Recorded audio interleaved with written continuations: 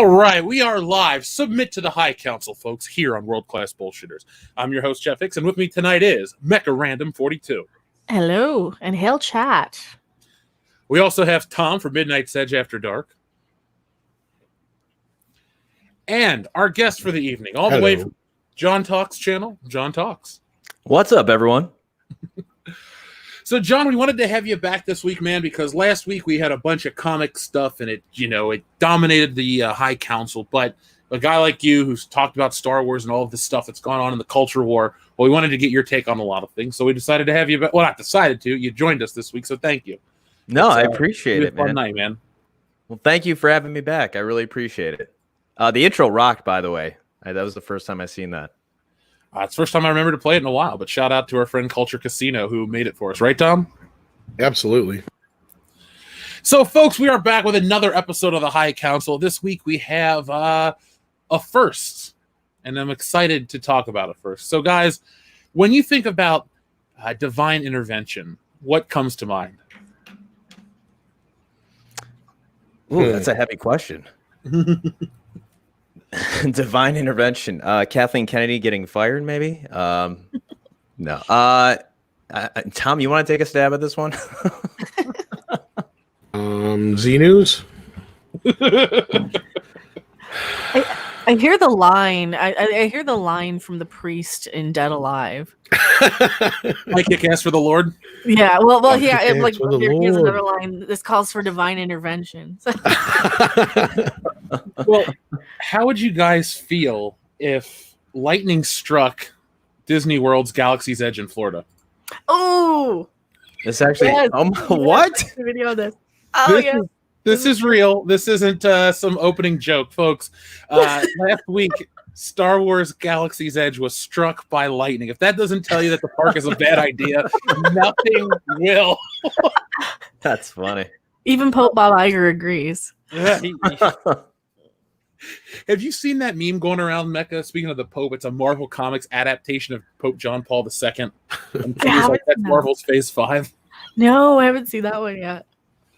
My buddy Joel posted it to our Facebook group the other day, and it makes me chuckle every time. Now, I figured we'd show the footage briefly since it's news footage and that's allowed. But here we go, folks. So here's the footage. Dang. No. What did hit? Oh, wait, there's more. So there's more of the lightning strike. I kind of miss thunderstorms. Anyway, I'm sure we're Unlimited power. What's really funny is that the Yahoo version of that says it's Star Trek. I was going to bring that up. It says it multiple times in the Typo. article, too. Star Trek. Dumbass. How do we know it's not Rise of Skywalker Palpatine from his fingertips? I'll strike them down. Can we just address how the Rise of Skywalker has Rey shoot force lightning and then that's it? It just never is addressed again? Yeah, remember that time you shot lightning out your hands? And we thought you could I do. Yeah, how'd you manage that, Ray? Could you tell us? She has electronic personality, I guess. She's got as much as Dio and what's her name? L337. So, Right. yeah, to answer your question, lightning struck near the Millennium Falcon and Marketplace and Galaxy's Edge. So that's where the lightning struck right there. I thought this was the perfect way to describe. Not sure about the divine intervention thing, but I mean, I guess if there is a God and he's trying to tell them something, I think that's a pretty good sign that you're not going in the right direction. I think it was his way of saying, Is God Phantom Menace, folks? Is this headline news? Well, I mean, technically, Pope Bob Iger works for God. So yes, God is Phantom Menace. Which God, though, is what we have to ask. Can Disney sue God? I mean, probably yes. I wonder if there's an actual mark where this lightning hit, like where it scorched something, you know? oh, there's a mark. The whole fucking thing's a mark on the face of Star Wars. I think it was like the lightning rods on top of Probably. It was on Smuggler's Run, right? I think it said it hit the Millennium Falcon though. Yeah, on the Millennium Falcon, rather. Yep. On the Smuggler's Oh, that would Run be ride. the Smuggler's Run ride. Yeah. Yeah. Vaguely remember this. So the one shitty ride they had. Yeah. So now their whole one ride. See, even the gods know that they should have just built Tatooine and not listened to stupid Kathleen Kennedy. Oh, we're focused on the new fans. Let's focus on the new fans. Well, the new fans aren't there, Mecca. They don't come back.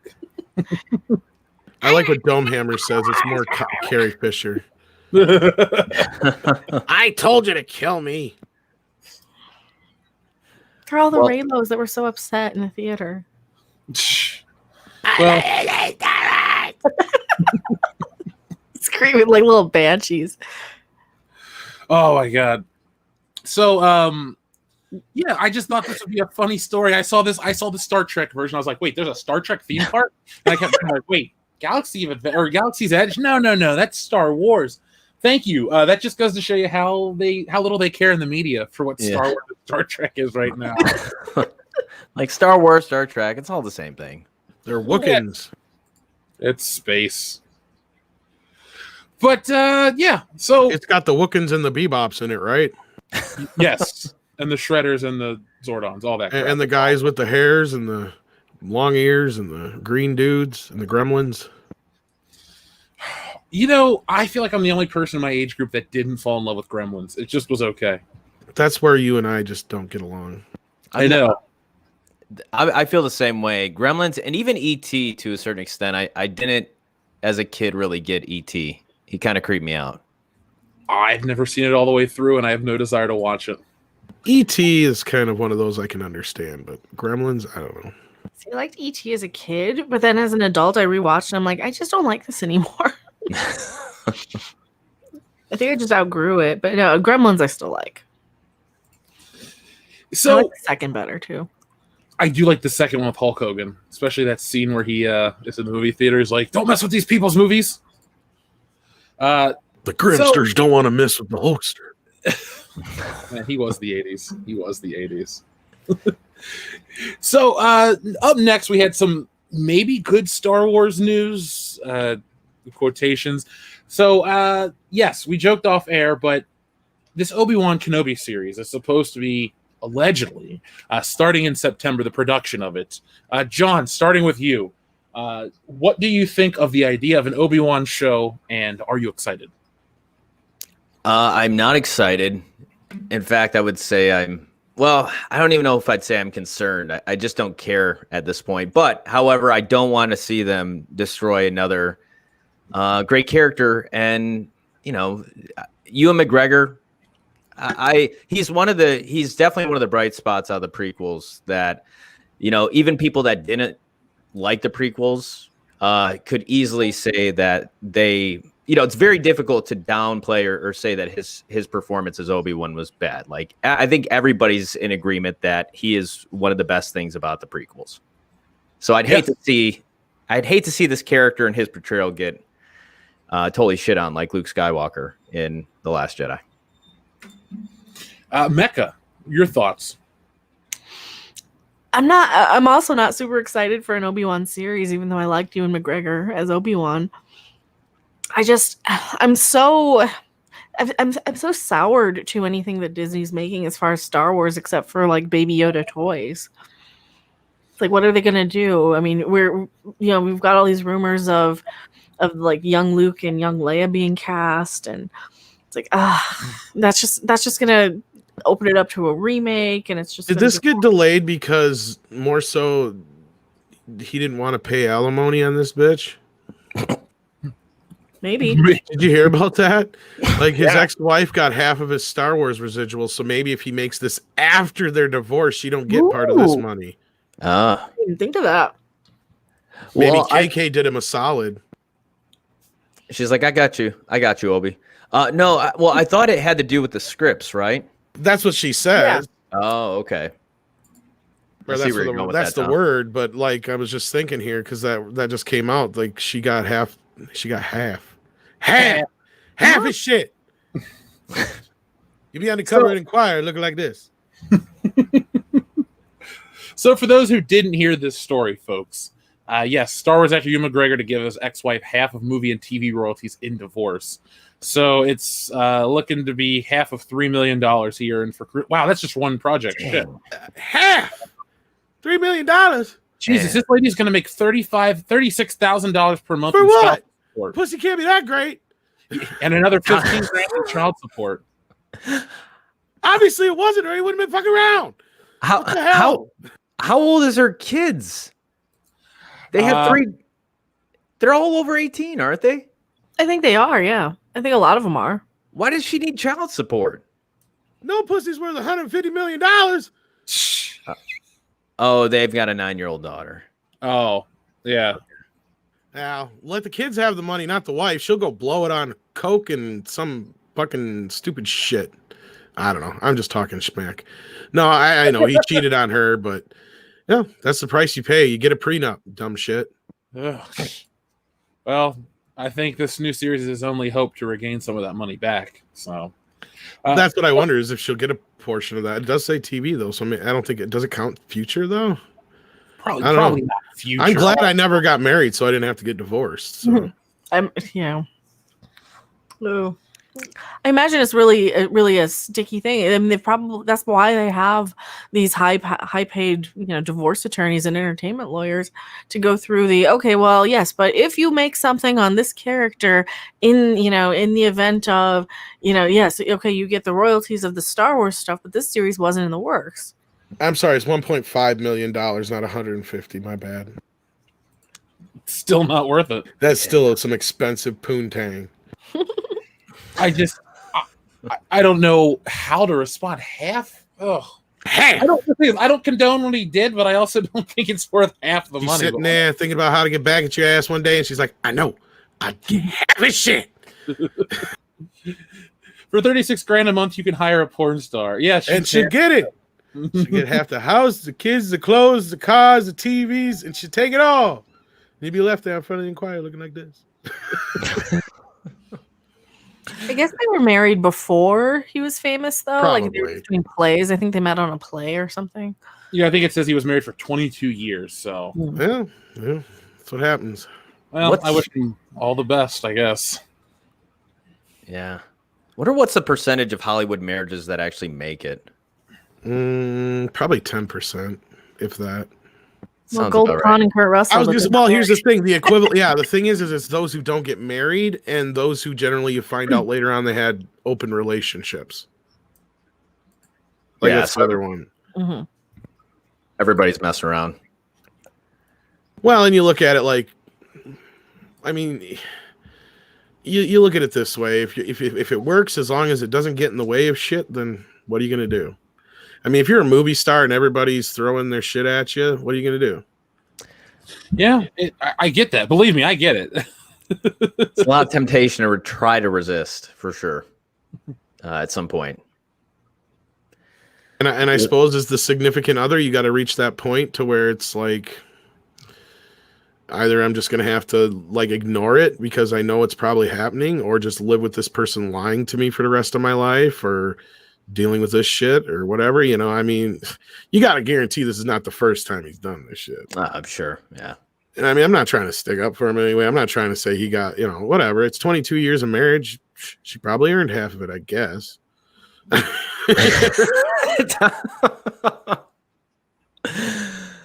It does seem like quite a bit of money. She had a job on the weekends, just... She shined the lightsaber, and that was not meant to be anything but an actual... Never mind, fuck it. Anyway, moving on. This show that was reported back in January, I believe, Grace Randolph said that the show is going to be put on hold indefinitely because of a lack of a quality script. Like Bad Bunny did the fucking math. 150 million. It's not 150. It's 1.5 million. But yeah. I screwed up when I said that. He's gotten 3 million so far. But that, like I said, I don't know if that counts. That counts future stuff, but I don't know about future new gigs. That's the thing. Maybe this is his penance for making Birds of Prey. Just putting it should be. Yeah. But either way you cut the math, you're still right, Bad Bunny. I guarantee you hookers would have been cheaper. But then again, that's probably what got him in this mess. So, Well, rumor has it he was seen with what's her face, Mary Elizabeth Winstead, the girl from Scott Pilgrim versus the World and Die Hard. I'm going to tell you right now, 90% of the people that have been in a movie together, the lead actor and lead actress, they have fucked. Okay, don't act surprised. Probably, I guarantee yeah. fucking Look at to the you. chemistry for a reason. I mean, Unless one of them is gay, they have fucked. Plain and simple. It's I'd just like to think Robert Downey Jr. controls his shit better than sleeping with Gwyneth Paltrow, but that's just me. I mean, well, they're older, but I mean, I'm talking about young. You know, you get why do you think you constantly have these stories of like fucking go all the way back to one of the more famous ones, like Meg Ryan sleeping with what's his face? I was gonna say Cameron Crowe. I was gonna say Billy Crystal. No. The Crow guy. What the hell's his first name? Russell Crowe. well, when you said the Crow guy, I'm like Brandon Lee. No. I couldn't think of his first name. Russell Crowe. Damn it. And she was married to fucking Dennis Quaid at the time, and like, yeah, that looked real bad for her. And then, you know, the whole Brad Pitt, Angelina Jolie situation. And, you know, again, like, look at the whole Will Smith, and that all came out again. It's like they've had an open relationship for years.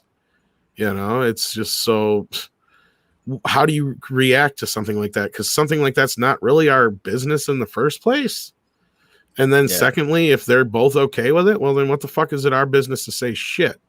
You know, and it's like, what is it my business to, you know, I'm goofing around here, but you know, this is their marriage. They did whatever. They've got kids. It's a family. You know, maybe she did earn that money. I don't know, but Grand Admiral Adam has the best response. So Hayden and Natalie Portman didn't sleep together. They had no chemistry in the prequels. Yeah, probably not. Yeah, I don't think she slept with anybody, to be honest with you. But yeah, I don't even think she did Hemsworth.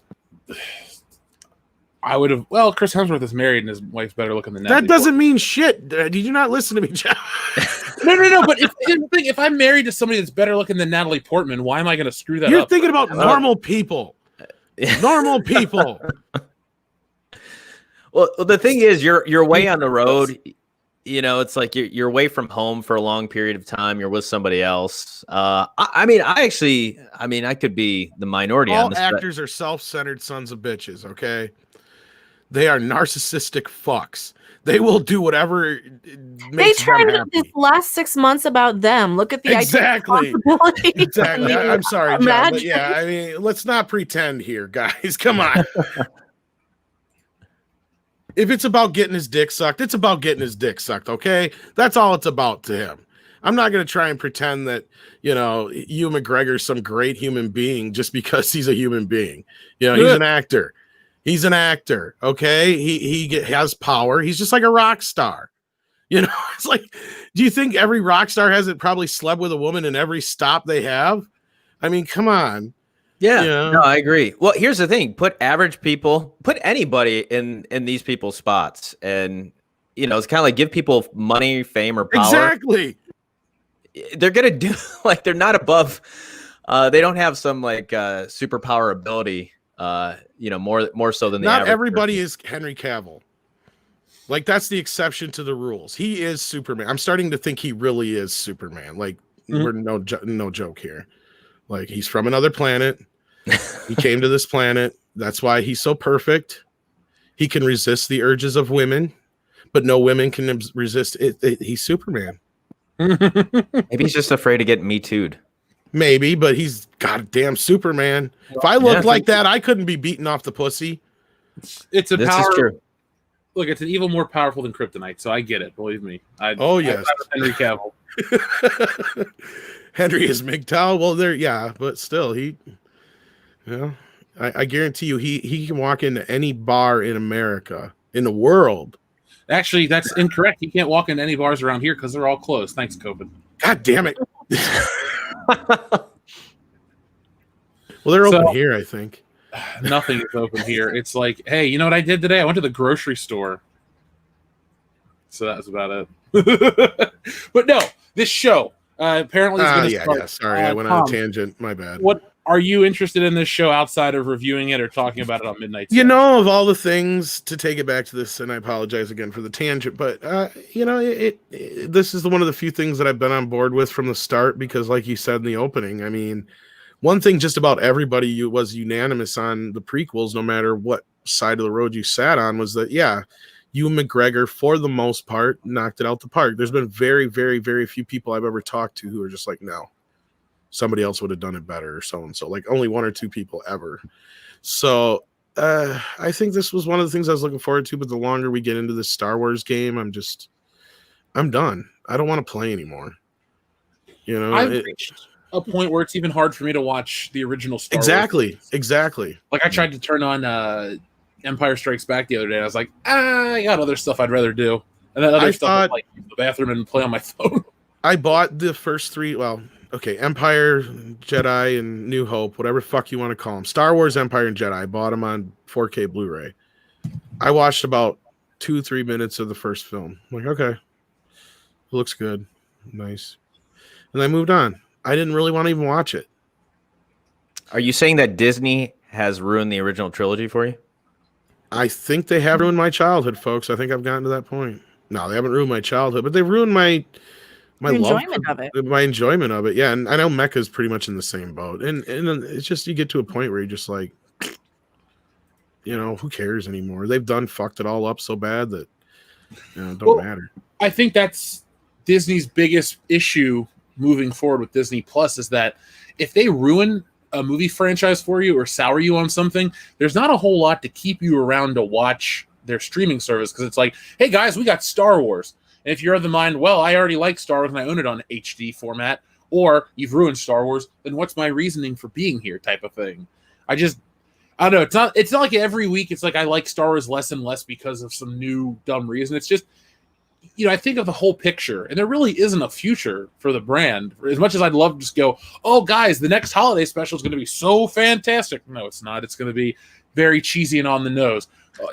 It's hard to be optimistic about a series of just bad things, you know?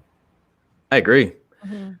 Had they not fucked it up so bad, they could have kept going episode 10, 11, 12.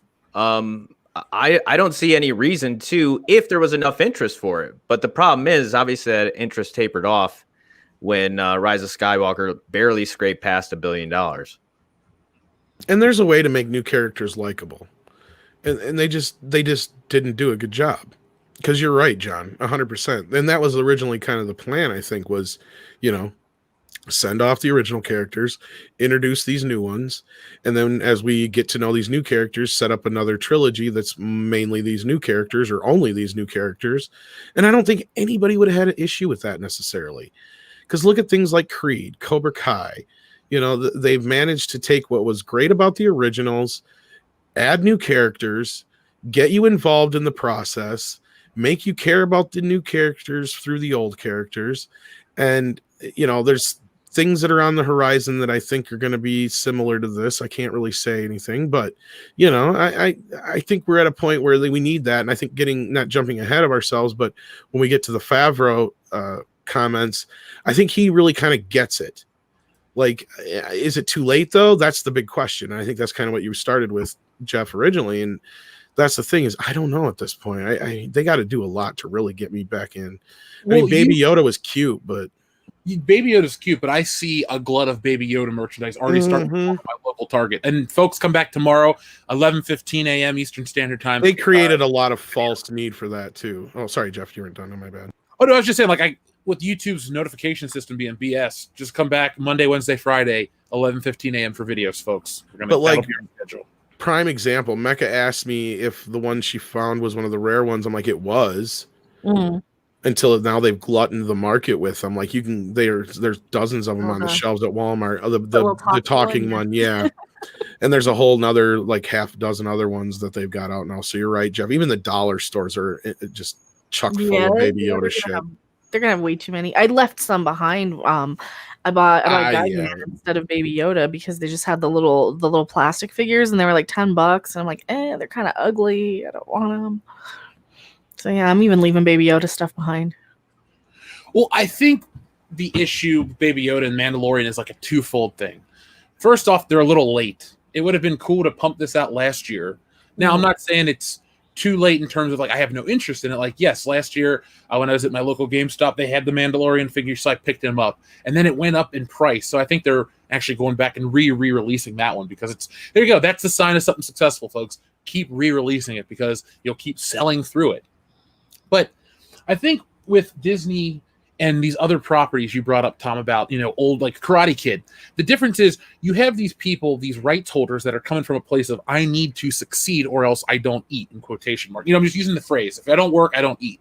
With Disney, it's like, we got all the money. It works. It works. It doesn't. It doesn't. We move on. We make another Frozen movie and we just pay off everything. And like that's their mentality. And you talked about the old characters. You have to love the old characters. They don't love the old characters, and then therefore the fans feel personally attacked. It's like, yo, what are you doing that to Han and Luke for? Well, don't worry about Han and Luke. You want Rey. No, you sold us Han and Luke. That's why we all paid, $2 billion to be here for this movie.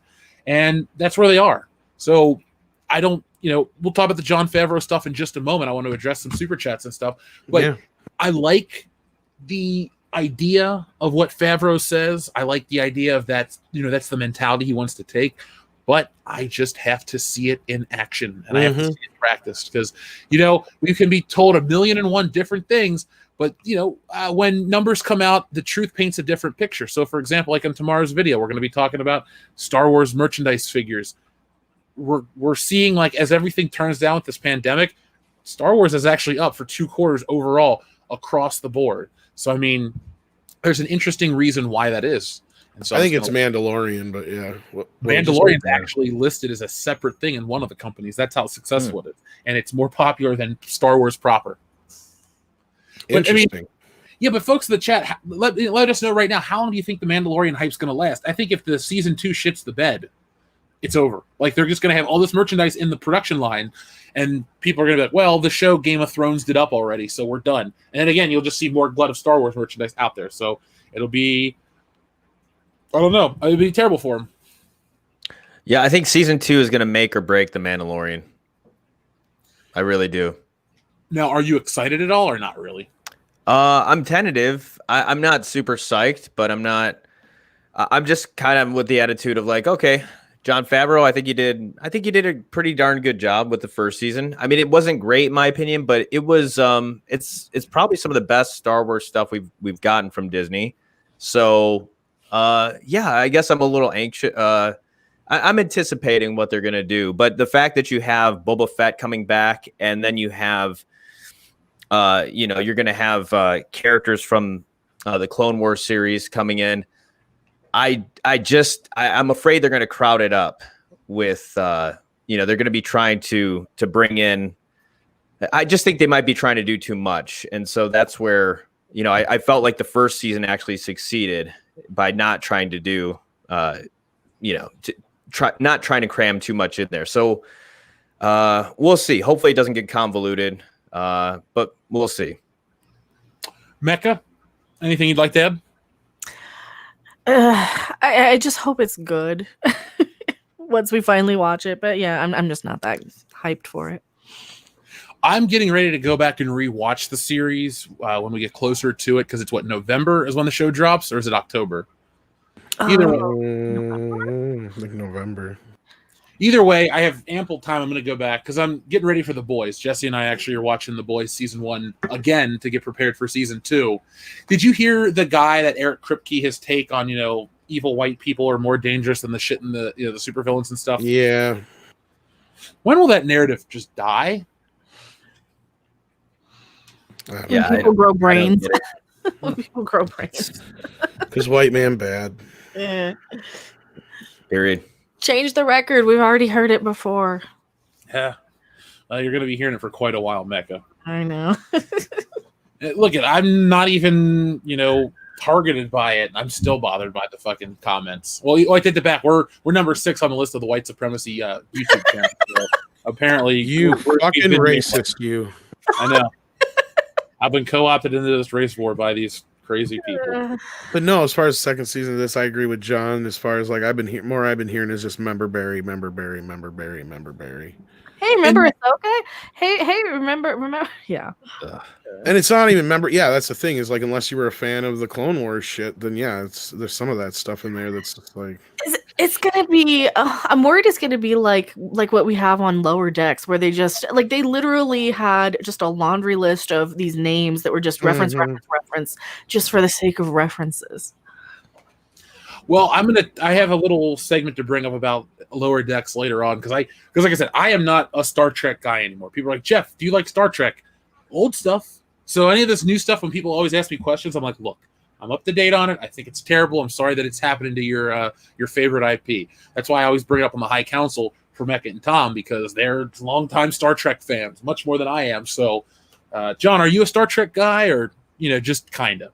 I just watched I'll say, relatively speaking, I watched the original series. So now I got to move on to Next Generation. But I enjoyed it for the most part.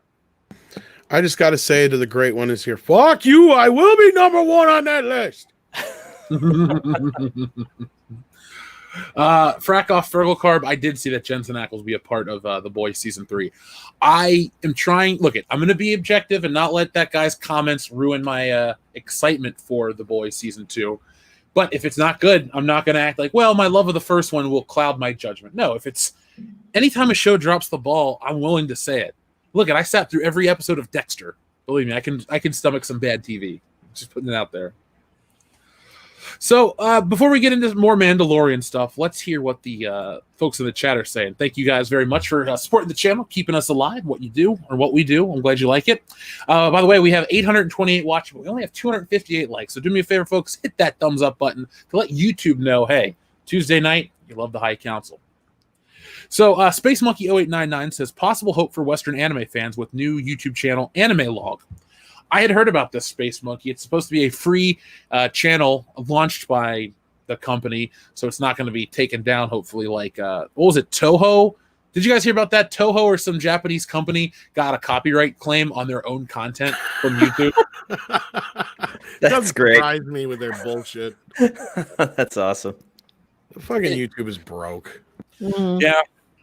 Well, I don't know if I had talked to you since I dealt with them, but they had taken our Beverly Hills Cop live stream super chats, and they weren't showing up. Oh, you might still get them. Somebody else, Retro Blasting, was having a similar issue. Well, no, I already took care of it. I contacted. Okay. I got it. I got the money, all that stuff. That's fine. But I did notice. I asked them straight up about, what's the deal when only 10% of the audience is reaching. The videos are reaching only 10% of the audience, and they go, "Oh, that's normal because you have to have all these different settings." So I realized that when they tried to make YouTube more personalized and people don't have the bell notifications turned on to all, that's where all the issues stem from. So, oh yeah, they'll do everything they can to break it because, like I said before, I noticed when everything went automated, when this shit first went down with the beer bug, like all of a sudden YouTube worked like it should. Yeah. Like everybody was getting viewers, everybody was getting subs, everything was great, and then all of a sudden, and some people say, "Oh, it's a season." No, that's bullshit. Because as soon as they started getting involved again, is when everything started going down the tubes again. I mean, I know if Mecca noticed the same kind of thing or not, but yeah. And one of the things they'll do is I think they move you, they'll move you to a different server or something, so the super chats don't show up, but then they show up in your AdSense later on ish. But then I don't know how to trust that, because then you can't go back and read every single super chat of everybody there. So you just got to kind of estimate. But yeah, that's the thing. Every time they change something, human wise, or they update something, or they update a server or something, you have to re-click the bell. But I was getting people saying, "Oh, well, my bells are clicked," and I still don't get your videos. I've been getting that too. Quite a few people last week when I brought this up. So it's just I don't know what their issue is, but hey, whatever. I think it's a bug. I don't even think it's intentional anymore. I think it's every time you take stuff over. I think every maybe. time I would be more convinced that it's just some inept coding and stuff like that than it is as malicious as some people make it out to be. Because realistically, I've called them out on their stuff and then they fix it for me right away. So it's usually just "Oh, sorry about that. Maybe it's a simple mistake or they got caught. I don't know. All I know is that it's just been kind of weird. So if anyone out there is wondering where any of your favorite content creators are, it's We're still here. We're still here. They're hiding us. It's one of the few reasons why we still use social media. A lot of us, I know that. Yeah. Yeah, I tweet out all my videos. So Yeah. So let's see. Our friend Olds Gamer 72 Cutlass says nothing. Gives a unicorn super chat sticker. Thank you very much, Olds Gamer 72 Cutlass. Rafael Jimeno sends a laughing pear. Thank you very much, Rafael. Our friend Raging Rhino says, "Hail Jeff, Tom, Mecca, and John. You're all awesome." Hail Raging Rhino. What's up, Raging? Good to see you, man. All the way from Australia. Raging Rhino was Sorry, on the Mecca. Jesse drinking stream the other night, which was really fun. It got kind of crazy. And then he'll be on this week as well. So you guys can hang out with us over there on Mindless Entertainment. Here, I'm dropping the link for the after show tonight. But yeah, Raging Rhino will be back on. We also had, Lyndon Hall, as well as, who was the other?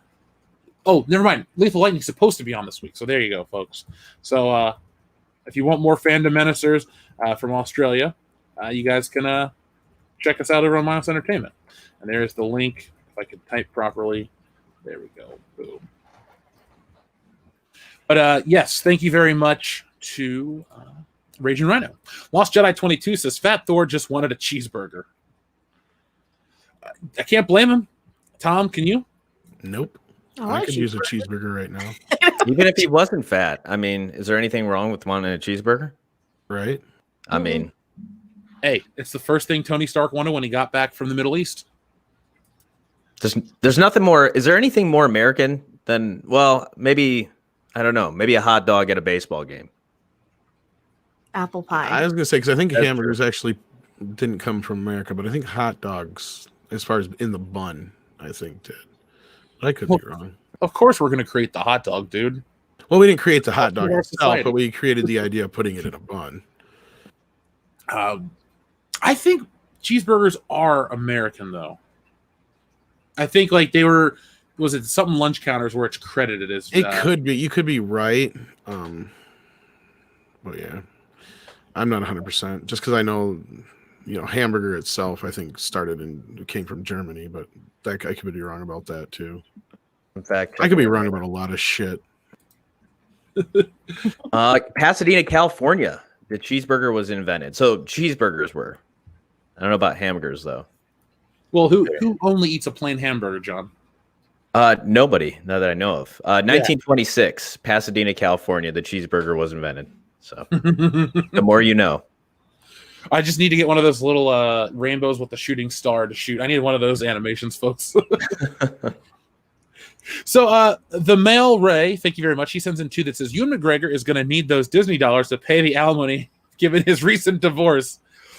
Yeah, it's a lot of money. And then he also chimes in with, remember, child support and alimony can always go up. I feel bad that you have to, never mind. Why does he have to pay for, more after, anyway, screw it. I don't get it. I'm sure there's legal reasons. I think they're dumb. But then again, I wouldn't cheat on my wife. So there you go, Ewan. Yeah, it's kind of a conundrum. Yeah, it's like, I don't support giving away half, but I also don't condone cheating. So it's like, basically my opinion just cancels itself out. Two wrongs don't make a right. So Miguel Olmo, thank you very much. He says, it's just a bunch of bored, rich narcissists sleeping around. That's all it is. Stay safe, all of you. Miguel, Yeah. we will. Pretty much. Lost Jedi 22, thank you very much. He says, anyone in sports or Hollywood foolish enough to get married deserves to lose half. Get snipped and don't get married. Harsh, but it seems like good advice, like a cautionary tale. It's what this Ewan McGregor story is. Taker 610 says, please show Brie dancing in Basmati Blues. Classic. Oh, I forgot she Mecca has that, I think. I don't know where it is. Let me see if I can find it. I can at least drop it in chat, maybe. I don't know where it is. Well, Lokio7, thank you very much for your generous super chat. They should have had an animated series or film that bridges the gap between Return of the Jedi and Episode 7 before they began production on the sequel trilogies. Mark Hamill and the rest of the crew could have done the voice work. I love that. I like the idea of a Star Wars cartoon. That's the thing. We have had two Star Wars cartoons that feature the original characters, and they both suck. It's either the holiday special or Galaxy of Adventure. Because, yeah, Droids has the droids, but Han, Luke, and Leia aren't around. Ewoks has the Ewoks. Where's the crew?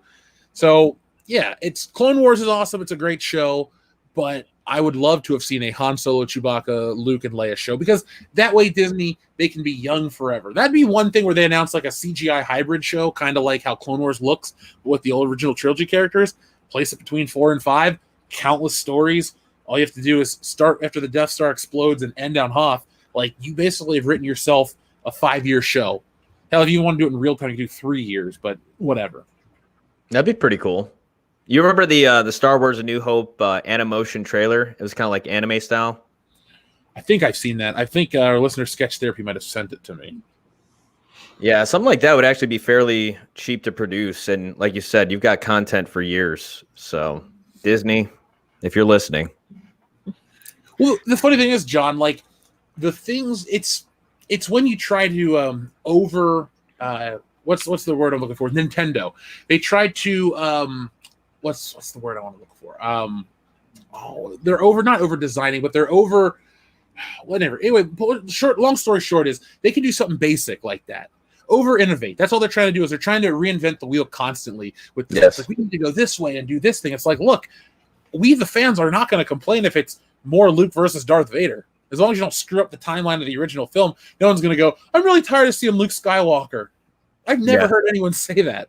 I've never heard anyone say, oh, Darth Vader's not that great of a villain. Those are conversations that just don't happen. Yeah, you have them from people that are anti-fandom menace that are trying to be funny, but realistically, no one's fed up with the old Star Wars shit unless we're jaded and burnt out from the new stuff. So I thought that would have been, low-key, that's a great idea, but that could have been just an ongoing show. And thank you, Miss Ninja Julian, for trying to help me figure out which word I was thinking of. It's stupidly hot here. I think it's 104 degrees. Oh my. All right, I have the Brie Larson clip here if you want to screen share it. It's just Jesus. Oh gosh. What is this? Well, no. Basmati Blues. Yep. You cannot dance. Oh man. It's a musical. I'm I'm so glad I have not seen that. Hilariously bad. I made Rob watch it from Minute's Edge. It is so bad it's good. It is better than The Room, I think, because it's a musical. So I'll spoil it because I don't think anybody cares anyway. She literally rides in to save the day on a white horse. Oh my gosh. She plays a scientist who has to solve this giant evil corporation's, or save the village from the giant evil corporation from taking over because rice or something. And it's a musical. It's a Bollywood musical. And India was very upset for its portrayal of people from India. But she gets a pass because she's a white woman. Oh no! On a white horse. That's why. I think this movie is why she virtue signals so hard. I think that she's trying to prove that she's not ist, so that's why she has to go around going, "I don't need 40-year-old white dudes" and all this stuff. Well, you need somebody to watch your movies, Brie, because not just 40-year-old white dudes, but 30-year-old dudes as well. All of us are just fed up with your crap. Did you guys see that picture they were talking about on social media, how she colored her face blue with a Sharpie marker because she didn't feel like she belonged in high school? No. Oh, No. She was fucking homeschooled. Whatever. She's like, I didn't. She's just. So she didn't belong in her own home? That's what I'm saying. I agree she doesn't belong in her own home. I give up with this woman. I am sorry, folks, but my brain can only take so much stupid. Well, you know what? I want to thank Tom. You ask and you will receive with Tom in record times. Check this out, folks.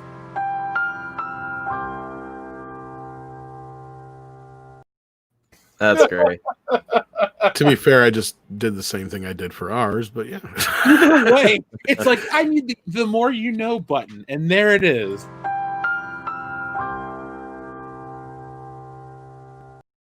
I'm so going to abuse that with Dion. Every time Dion is on a tangent or something on the show, I'm like, hey, shut up, dude. Dun, dun, dun. Oh. You're welcome. Thank you, Tom. Thank you so much. Lost Jedi 22 says Mando season 2 crossover / pilot episodes for new series will sync the flow of the season. That is an excellent point because it's like the Amazing Spider-Man franchise. Yes, the franchise you don't remember, folks, because it's been dead for 6 years at this point. But they couldn't make a single film. They kept trying to say, hey, we're going to make Sinister Six. We're going to make this spinoff, Oscorp. And all they did is they made a shallow shell of a film that set up for a million great things, but none of them are going to happen. So you just have a bad movie. You know, the intentions are awesome, but the execution was dog shit. And Lost Jedi 22, if that's what they're going to do, they're going to try to use The Mandalorian to set up Ahsoka and to set up everything else down the road. I think it's going to be for a lesser product. And you're going to have, for all the hype and dumb crap that you might get for, tweeting out about an Ahsoka show, if you make The Mandalorian bad, then retailers are going to be stuck with Mandalorian crap on their shelves. Because you only have one chance. And if you ruin a character, they're not going to all of a sudden be cool again because you sell a toy that lights up. Believe me, they put a lot of money into the sequel era toys, in the beginning at least, and look what happened. And then finally, for now, our friend Adam Wofford says, when my 9-year-old got her Baby Yoda and the Mandalorian armor, she stopped caring and moved back to Sailor Moon stuff and Hello Kitty and more anime. You know, Adam, that definitely seems to be, I was talking about this with Dion on the show last week, how that the next generation is going to be more anime and more manga influenced than even us who grew up with Pokemon and Dragon Ball Z and Samurai Pizza Cats and all that stuff. It's going to be, and then you get the weird hybrid shows, and then you get your weird Steven Universe-y stuff. But I'm hoping that traditional American animation can make a comeback in some form, be it through a G.I. Joe animated film or something. Stop trying to make everything all CalArts style. It's ugly and it's just not for me. So, do you guys want to talk about something hopeful and some good news? Yes, if we could, yes. Okay, so yes, I'm going to bring some positivity, John. I invite you on the show. All we do is crap on everything. And you're like, man, it's so negative. I can't handle it. But you know what? No, that's all I do on my channel too. So it's funny because there's really not a lot of, a lot of positivity out there because there's not a lot of good things out there. So it's not just us being assholes. But if you look at this man right here, if you're watching this stream and you don't know this face, well, I'm sorry. But this is Jon Favreau. He is the man responsible for The Mandalorian. He's directed films such as Iron Man, lesser films like Iron Man 2. He made The Jungle Book, I believe. Did he do Lion King last year as well? He did, yeah.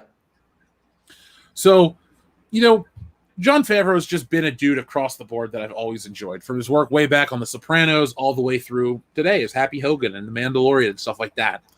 And he had some words about Star Wars fans.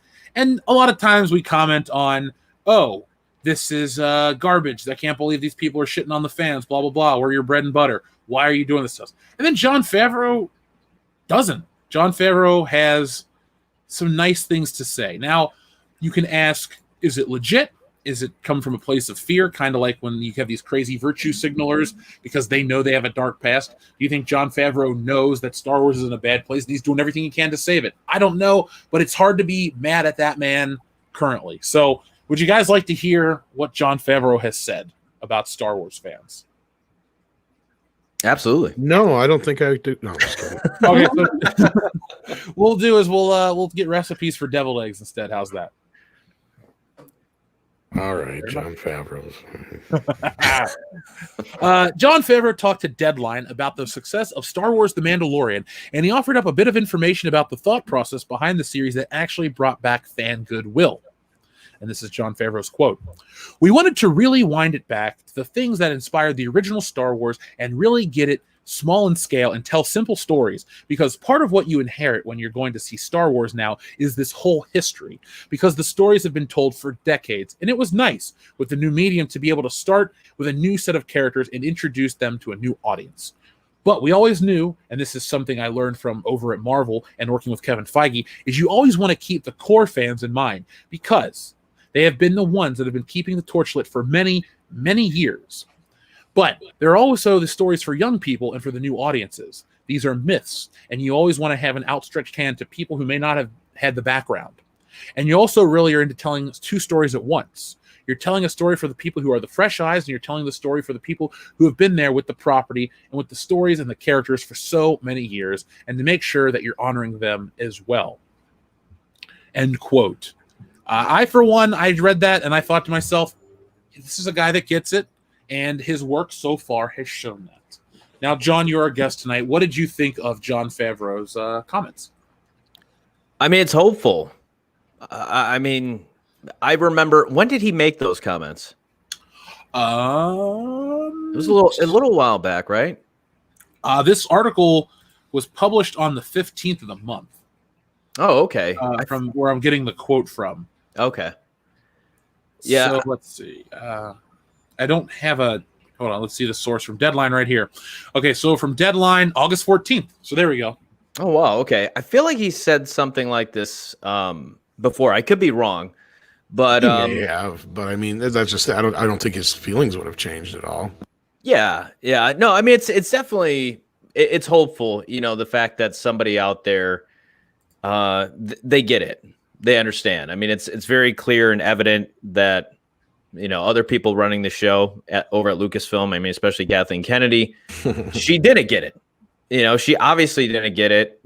J.J. Abrams, I don't know, he didn't put up too much of a fight, or you know, Rian Johnson was basically her lapdog to do her bidding. So it's like, it's just good to hear that somebody at least understands and is empathetically thinking in terms of a fan. Like, they're thinking like a fan because they are a fan. And I really do believe that Jon Favreau is an actual fan of Star Wars. I like Jon Favreau's work, and I do believe this. Now, I see people in the chat saying I don't trust anyone besides Lucas and Star Wars, but I don't think when Lucas had no responsibility to other people, I think you get some of the crappier elements of the prequels. When you have Lucas and a Gary Kurtz or Irving Kershner, who directed The Empire Strikes Back, when you have other people involved to bounce off of a George Lucas type, I think that is where you get the best work. But if you're going to have people that work on Star Wars like Rian Johnson that aren't really fans, it's not going to be good. So I think this is the next best thing you can get from a guy like this. Now, Dave Filoni, I don't necessarily trust that one because Ahsoka's dead apparently, but she's not dead. He keeps bringing her back. I don't know if there's royalties involved or whatever, but like there's a limit I'm willing to go to with Star Wars, the believability, and after a certain point, they just got to stop, you know, overdoing it. And Ahsoka to me is overdoing it. Mecca, what do you think about this comment from Jon Favreau? I wish they would have had somebody with that mentality in the beginning, to be honest, because then we wouldn't all be here though. But you know, like we wouldn't have any reason to complain about Star Wars. I think if they had focused on the fans, and this leads into Galaxy's Edge, this leads into everything where they're so focused on these imaginary fans that are this, you know, ideal sort of demographic. So. Hopefully he'll continue. I think what we've seen so far from him, I think, has been pretty much a step in the right direction. I wish I could be a little more excited at this point. I wish they hadn't given us so much crap recently, though. But hopefully it'll just get better with time. Yeah, I would like it to get better with time too. Now, Tom, what do you think of these comments? Hopeful. Like, I mean, I agree with you guys. I feel like he's somebody who gets it. He was a Star Wars fan to begin with, so I'm sure he has, you know, a little bit more love for the franchise than anybody else who's worked on it so far. And unlike Rian Johnson and JJ, I mean, he's a competent filmmaker. I mean, sure, not everything he's made's been gold, but I mean, he still understands that.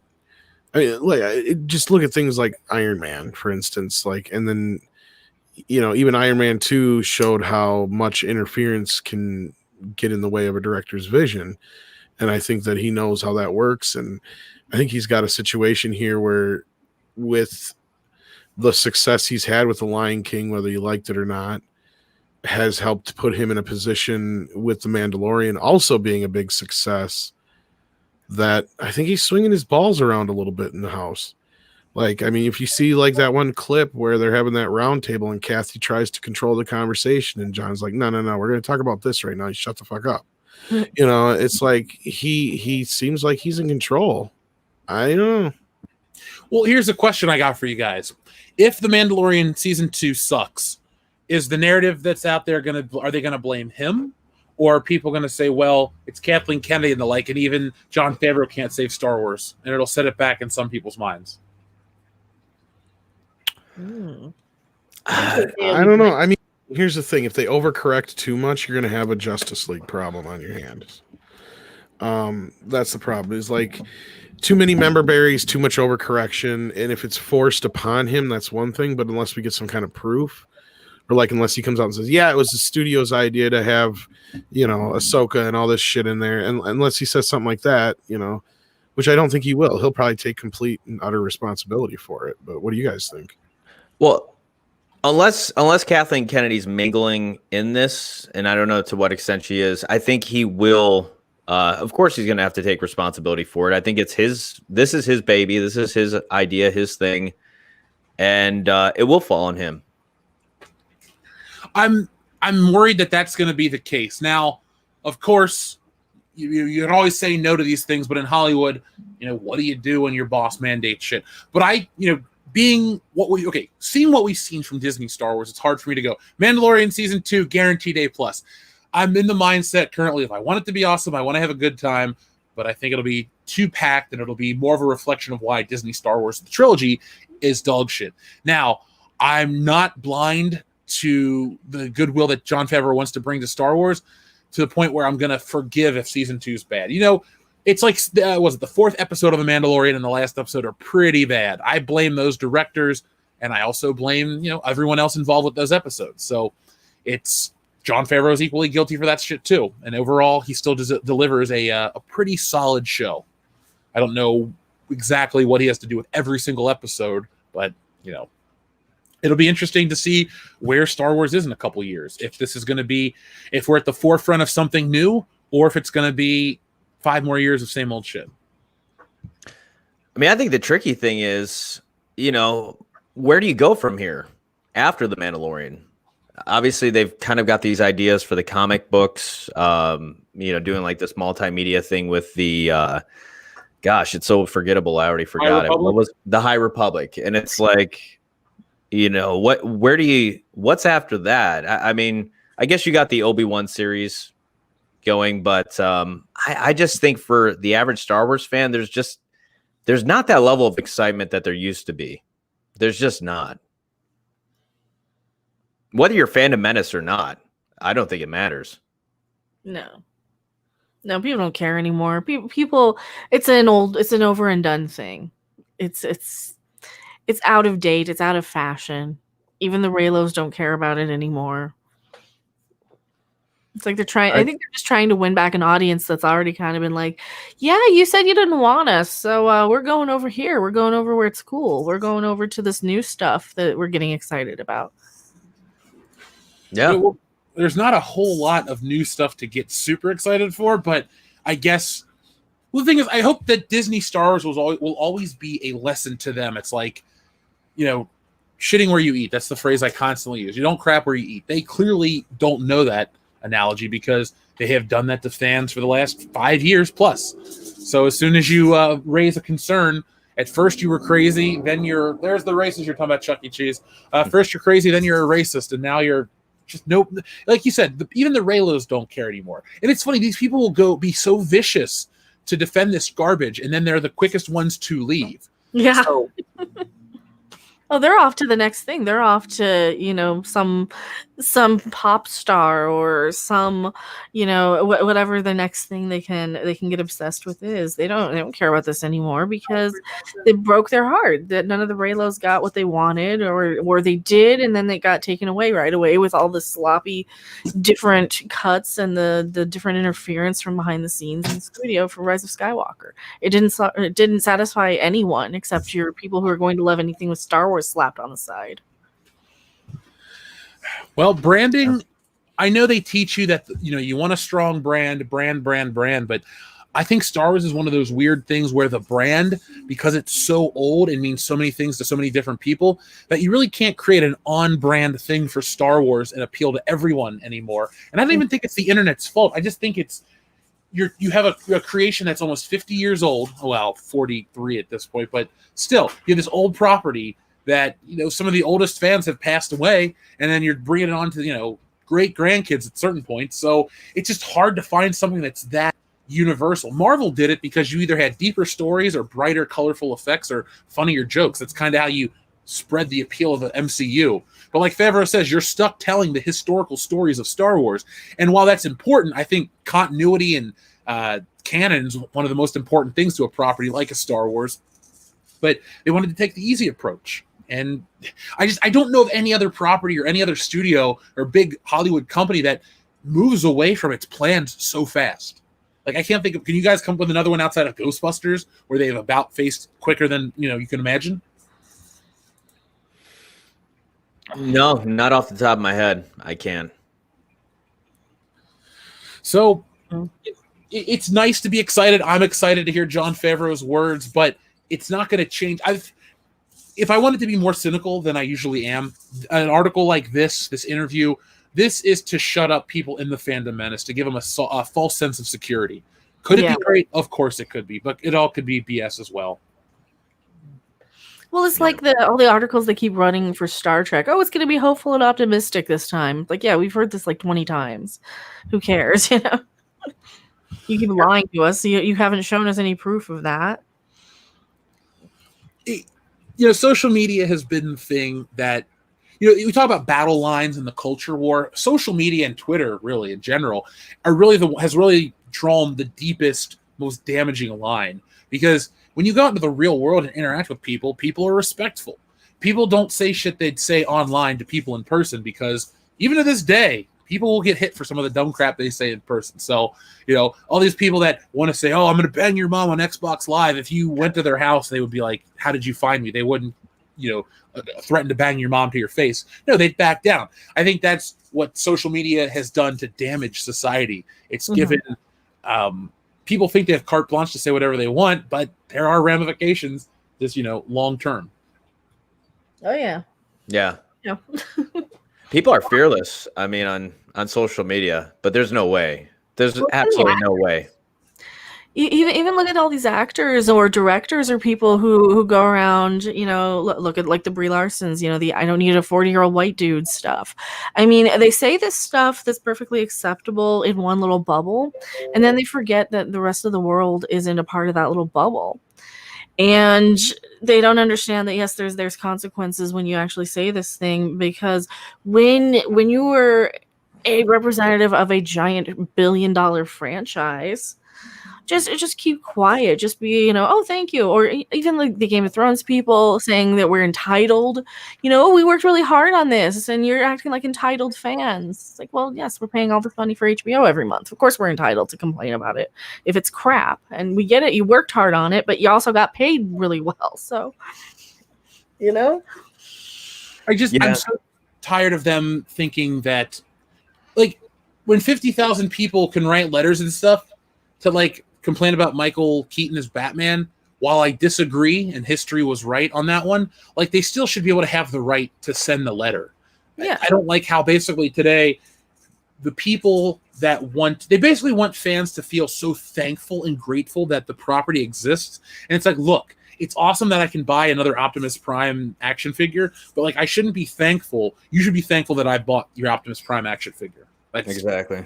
They forgot there was like a line of how you deal with consumers, customers, whatever you want to call them. And that line has been ripped in half. They choose not to do those things with this. Other places in entertainment definitely do that. Smaller end things definitely give you that more personalized touch, but nothing from the top really gives you that. Yeah, I mean, I think with the Game of Thrones thing, I think for them, it definitely was people that experienced a long string of success and kudos and people saying very positive things about their work for years. And all of a sudden, when that didn't happen, it was like a shock to them. And, you know, I think that's kind of how going back to Star Wars or pretty much anything that's successful, whether it's a corporation or a sports star or anyone, it almost becomes like the status quo when you're constantly receiving all this praise. You're constantly receiving nothing but, slap on the back and saying, great job. The moment that stops happening, a lot of people go on the defensive rather than stopping and thinking and saying, you know what, it's been great that we've experienced all the success and things that we have. But now we need to listen. We need to shut up and just listen and hear what the fans are saying. Yeah. And I was seeing somebody talk about, diversity first. I don't know if you guys caught this from Jim Lee, but last week when we were covering all the DC stuff, all these quotes and articles were coming out, and he said, even as the company's falling apart, we're still determined and dedicated to diversity first. It's like, now is not a time, dude. Rats abandon a sinking ship first. Leave that diversity shit to yourself and just put, you know what? If you don't have the balls to say we're going to put a black dude on Green Lantern, just do it. They had Daryl Banks decades ago, and he drew some of the best looking Green Lantern shit. The guys over at Milestone Comics that created Static Shock and other characters, yeah, they were black, but guess what? They could go on and do other stuff. Dwayne McDuffie was not bound to only Static Shock. I hate really today's mentality of, you're a person of color, you're only allowed to work on people of color books. It's like, I'm good. I want to write Batman. I'll do a better job than Tom King, which isn't even hard to do these days. Like, why me being a black guy or half black guy? Am I stuck writing Black Lightning or fucking Red Robin? I don't want to write that crap. I don't like how they're using diversity as like these words. Don't worry, our quality is garbage, but we have diversity, and that's what matters to you fine people. No, it's not. I don't give a shit if you made a Star Wars movie if Rogue One was all black dudes and it was like Tuskegee Airmen but Star Wars, I wouldn't have given a shit. If it was awesome, if it was terrible, then it would have been terrible. But I wouldn't have once went, they're black guys, so that makes it a great movie. No, please stop, Hollywood. Just fucking stop. Yep. Go, Jeff. It's been an interesting week. I'm sorry. No, Well, they do that don't with apologize to us, man. Also, they do that with the LGBTQ community, and it's like, okay, I'm sick of seeing it. I got it already. We exist. I know. I'm aware. And the same shit that I didn't like 20 years ago with the people from this is why I don't like do meetings and join up, because they were going around using the word breeder as a slur 20 years ago. Now they're using cis as a slur for cisgendered. And look at what William Shatner's been going through. I'm like, seriously, okay, gay community, we need to kind of tone it down a bit. And I know I'm not even gay enough for them anyway, because I'm only bi, so they don't like that. But that's the whole problem, is that like a lot of these kind of communities think that all people of a certain thing think a certain way. And they don't. That's absolutely not. That's the opposite of diversity, when you don't even have any diversity of thought or expression, and when you're stereotyping everybody into little separatist categories. Well, if I may say, like going back to the comic thing, then they announced their new line of books. I'm like, if you guys want diversity, how about giving us a diverse slate of books? Like, you have 6 Batman titles. Like, either you promote selling books that make money, and that's your only goal, or you do this whole diversity clause, and then you make sure everything's diverse. Like, instead of making characters different colors, why not just have different styles of comics, different styles of stories? Beyond that, I mean, even if you got creators who aren't all about the money, even if they're still about just making the fans happy, you know what I mean? Like, if you really have a goal, like where if money isn't your ultimate goal and you have some kind of agenda, shouldn't it still just to be make the most amount of people happy with what you're doing? No, these people have the opposite effect. They want to piss you off. Mm-hmm. Yeah. Yeah, it's all bait. It's all they make characters like this just popped up in my timeline here with this L'Oreal, the newly revealed half sister of Captain Marvel, or Wonder Woman from last week, or this stuff. It's all this bait stuff so that people yell and complain. You know what? You're right, though, Mecca. Like, when you look at this Disney confirms first bisexual lead character in Owl House TV show, everybody that makes a video, all they're going to say is, oh, you guys don't like bisexual people. Like, for me personally, I'd never make a video about this because I don't have an issue with a bisexual lead. What I have an issue is that Screen Rant feels that this is a newsworthy story. Guys, first bisexual lead in a Disney show. Who cares? Is it going to be a good show? Because, for and unless they're fucking, what's the point? Well, they're 14 also. That's the thing, is that they're children. And my issue with this is that I don't need to know what children identify as. That's none of my business. That is so inappropriate for me to understand or even see or hear about.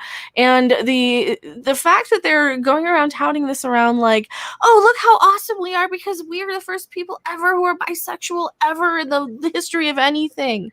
And I keep seeing articles like this too. I was talking about this today on my stream where, you know, you have like, oh, now Vikings are transgender, you know, they're finding transgender Vikings. Because they always want to make history. Yeah, they always want to be like the first. And I'm like, you know what? You guys aren't the first. It's not that important. You're just throwing labels on shit just for you. Like the creator of this cartoon just wanted to see herself in the role because she is this. She is bisexual and she wanted to write it, and she was fighting Disney for years to get this made or whatever, however long she was fighting them to get it made. And my whole issue is I don't care. Like, who is interested in the orientation of these characters at that age? Like, why is that your selling point of this? Why is that? Because when they put that label on something as their selling point, their talking point, their marketing point, then that tells me that the show is all about sex. It's all about sexual identity, orientation, you know, whatever is going what all these people know how to identify with. Like, that's the whole thing. That's why it's like, that's their whole life. That's all they must talk about on a daily fucking basis. And none of them are dateable, though. I know, but I'm just saying that maybe that's why they're so obsessed with their genitals. Nobody wants to touch them. I don't know. They're the 27-year-old girls going around like obsessed with who She-Ra is making out with on the new show, and She-Ra and Kat-Ra. Oh, they're all pissy because they lost that battle too. Did you hear that? What happened? They tried to start an internet campaign to get the show saved because Mattel they canceled the Netflix show or whatever. It didn't go nowheres. Oh yeah, because I wasn't even making videos on it because who cares? But this is what's so weird to me is like, okay, so you're trying to bait us with this stuff about these characters, which you shouldn't even be telling us any of this if this is a show for little kids. I don't want to. This is like, yeah, it's like when they try to make the whole thing with Bert and Ernie being gay every year. Yeah. It's like, who cares? And even if here's the thing I've heard from any gay people that have ever talked about that situation with me, they hope they never bring it up to that point. And if they did, don't make them gay, because that just feeds into the stereotype that just because they're two guys that live together, that means they're automatically gay. Yeah. So they would rather just be them stay as friends. They don't want that to be a representation of them. Yeah. I mean, for me on this, it's like, why is Disney, I don't know, are they interested in keeping parents subscribed to their service? Because, you know, obviously there's a good portion of conservative parents out there that, of course, are not going to be down with this idea. Well, that's the other thing. Why should you have to explain something like that? Like, I understand, like, things like Sesame Street doing a two mommies or a two daddy episode. That's fine. But once you start getting into making Bert and Ernie gay, you're just taking it to that step too far. It shouldn't fucking matter. You know, and even if it does, why can't they just be two guys who live together because they're friends? You know, and that's what, like I said, like a lot of my friends that are gay have said before about the whole situation. So, well, and it's just labeling everything, and it's dehumanizing. Exactly. Yeah. Then you have to, like, yeah, and Jesse even said it. I think I was last stream or 2 streams ago, where you're forcing people out of the closet. Too, you're forcing people to have to pick an identity and pick a gender and pick something that they're and who knows, in 20 years you might not be even attracted to the same gender. You know, you might change your mind so drastically. Like, I'm certainly not attracted to the same people I was 20 years ago. Right, and I don't like getting down this road of stuff because I know Jeff doesn't like getting on the political things. This is completely fine. No, this is great because I think it's a part of the bigger problem. You know, I always say if the most interesting thing about a person is their sexuality, I don't need to know, because I'd rather hang out with people that have millions of more interesting things to talk about. That being said, I also don't judge people because of what they're into. Like, you know, enjoy your life. As long as it's legal, have fun. But the fact that these shows exist only, like, I don't even know what the hell this show is. Owl House TV show. Okay. Shouldn't I be aware of what the content of the show is outside of, oh, it's the first bisexual character? Because that's what Onward was promoted as. Oh, we have this bisexual character in a Disney film or a gay. It's like, I don't even know what Onward is, but I know it's got the gay character in it. Now, I'm a person that doesn't care if people are gay or straight. Live your life and have fun. What if I was one of the people, though, that wasn't into that? It was against my religion. It was against my views. And that's all I knew about your property. Then I'm going to avoid it. And I'm going to see that Disney's associated with it. And I'm probably going to tell people to avoid it, too, if I'm that kind of person. So I just don't know how they think like putting this out there before anyone knows what the content or quality of the show Jeff, is. you're a bigot estophobe unless you're talking about being a Muslim. Then that's and that's exactly what they'll call you too. They act, I think they act like, you know, if you question it, then you have a problem with it, then you're 100% against it, then you're an Islamophobe, and they have this almost religious identity that goes along with putting these types of labels into every character in entertainment, because it's part of their religion. It's part of this cult mentality where if you question it, if you might have an issue with it, if you might say, hey, aren't they a little bit young for us to know that? Then they read because they can't understand, because they're so indoctrinated into this sort of culture, into this sort of activism in their shows and in their programs and in their entertainment. Well, and as a parent, I think I can speak to this, and I've said something similar to this that's gotten some rees after me in the past, but you know what? Fuck it. As a parent, honestly, I don't understand, or I feel like very sickened to my stomach when I see these stories constantly about kids being fed, you know, hormones and other bullshit by their parents, and clearly parents who are forcing their kids into gender roles when they're trying to make them non-binary. It's like, you know, you hear the stories of like, you know, so-and-so's sister or brother. I don't want to say names because of people that I've actually talked to, but you know, well, let's say my brother or my sister, they're, you know, they'll force their kid to go and buy a Barbie, you know, as if they're a boy, and it's like the kid doesn't clearly want a Barbie, but they're making him do it. It's like, isn't that the same thing as forcing gender roles in the first place? Like, isn't that exactly what you're fighting against? And then the other side of it is, you know, kids don't know what they want from 1 minute to the next. And honestly, until they are sexually mature to understand what they want, they're not mature enough to make the decision to have sex, let alone choose their sex. So I really have a strong feeling about this whole, like, allowing kids under the age of 18 to have anything to do with any kind of hormonal or physical anything. It's getting worse than that too. And it's getting to that point. That's the problem. Look at these older people. They're like grown adults saying, "Oh, I was groomed." You're 25. How are you groomed at 25? You know, you're supposed to be a grown adult, and they're saying, "Oh, but I was groomed. I was taken advantage of. I didn't know." But you were an adult. So, it's you know, called life, honey. Everybody gets taken advantage of. Exactly. I mean, at the same time, I'm not trying to minimize if people like actually genuinely but yeah, like, but at the same time, you're a fucking adult. Like, grow up. Yeah, like if you're somebody, certain age, if you're an adult and you think that you have gotten to a point where this is a decision you want to make, I don't think anybody should stand in your way. But at the same time, I don't think they should be allowing kids to make these kind of choices. That's why you don't let a kid get a fucking tattoo. Unless it's the same reason, you know, look, if they allowed me to identify as whatever the fuck I wanted, by the time I was 12, I'd have been a Ninja Turtle, a Ghostbuster, and a fucking dinosaur, okay? So, like, come on here. I mean, they've made South Park episodes about this shit, for fuck's sake. Yeah. Yeah, I agree with you 100%, Tom. It's like kids have no idea. Dude, life is so confusing. You know, and we grew up in a fairly normal, you know, I mean, I can't even imagine what kids have to deal with nowadays and all the stuff coming at them. Like, there's probably never been as confusing of a time for kids than now. In terms of your identity, in terms of, you know, everything. Well, I will say this. My cousin got remarried and he has 2 kids. They're like 14 and 16 or whatever. Point is, though, we were at 4th of July. We had like a party and stuff. We were talking to them about the future, and they were talking about first off, they started talking about Disney Star Wars, and you'd be surprised. You'd think these kids would be in the wheelhouse for this new Disney crap.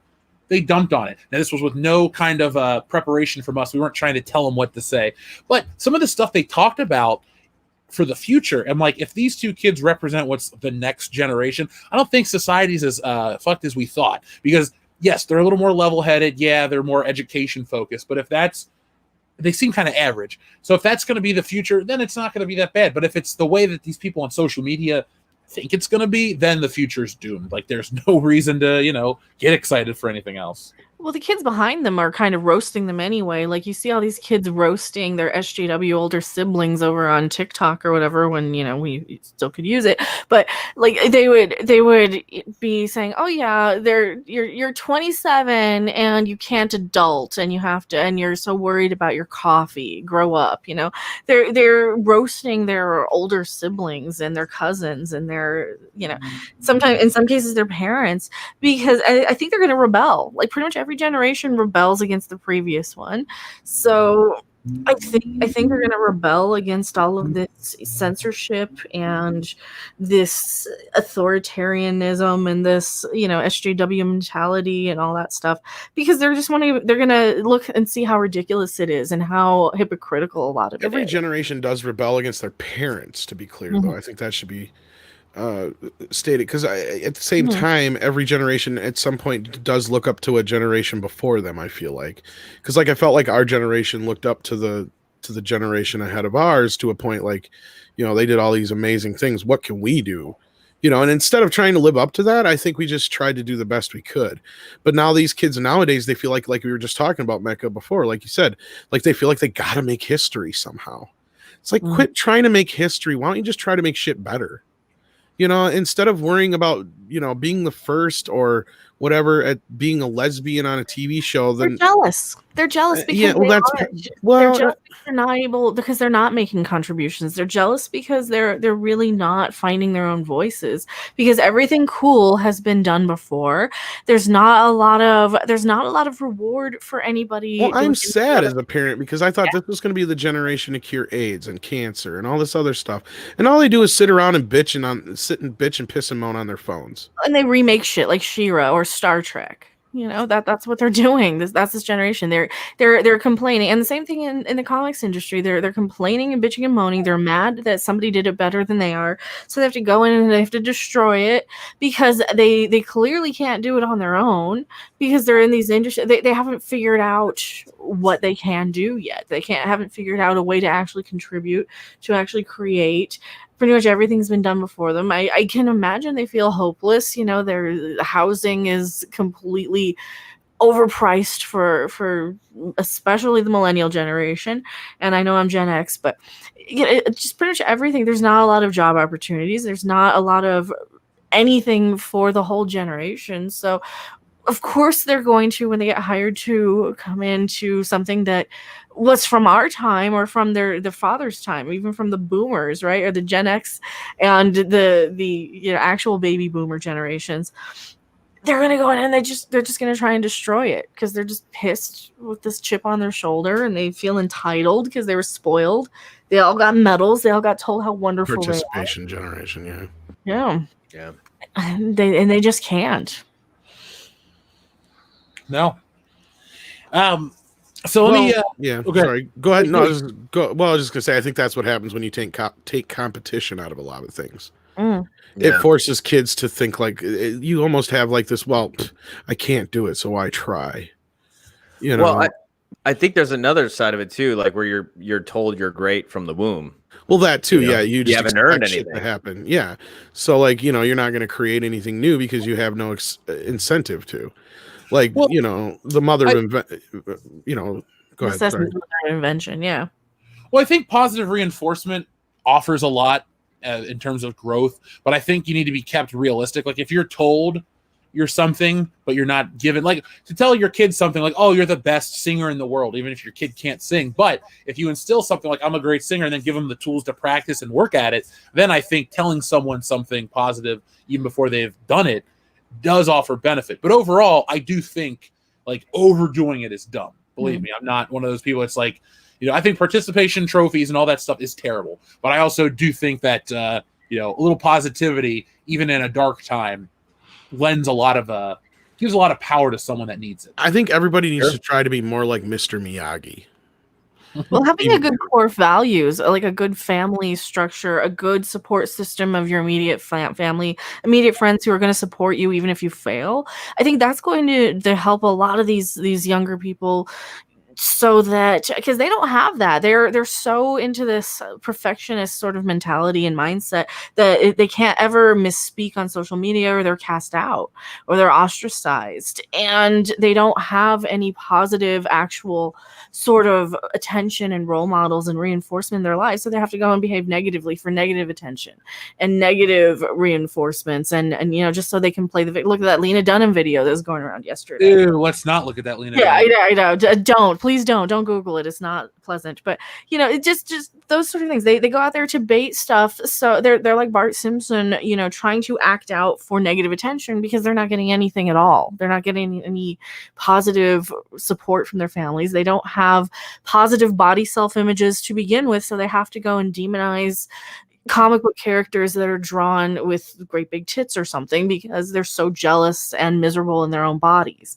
They're so istinophobic themselves that they have to go and assume that everybody else is istinophobic.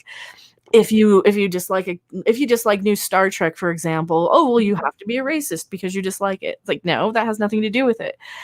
But just because your mindset and anytime you complain about something, it is made in a hateful manner, doesn't mean the rest of us are like that. And that's back to the William Shatner thing where he was getting into it with all these SJWs recently, and it's all related. By the way, am I still echoing out there, folks? I saw people tell me I was. Am I sounding okay to you guys in the chat or even on the panel? So far, yeah. I mean, you were a little bit earlier, but not bad. Okay, cool. But yeah, I brought that up because people are like, oh, you guys are complaining about it. We're not really complaining about it. I just think it's weird that the first thing you tell me about a show that I've never heard is the character's bisexual. Now, I'm sorry, Disney, but that's not going to sell me on the show. Now, if you're telling me that instead of focusing on all this crap, if you're going to say we're getting Larry Houston and the rest of the crew back for X-Men the Animated Series, then I might get excited and start, paying attention, because that's a show that has proven itself decades ago that it was quality.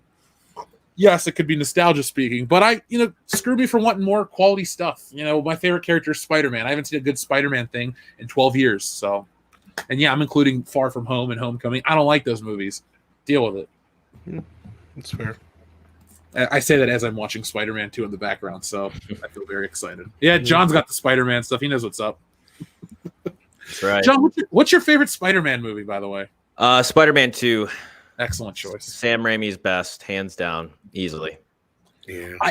I was always excited about Sam Raimi in general because I went to the same college as he did. So like watching Evil Dead and Evil Dead 2 and see the Michigan State sweatshirts, I'm like, yep, that's the one thing I got in connection with Sam Raimi.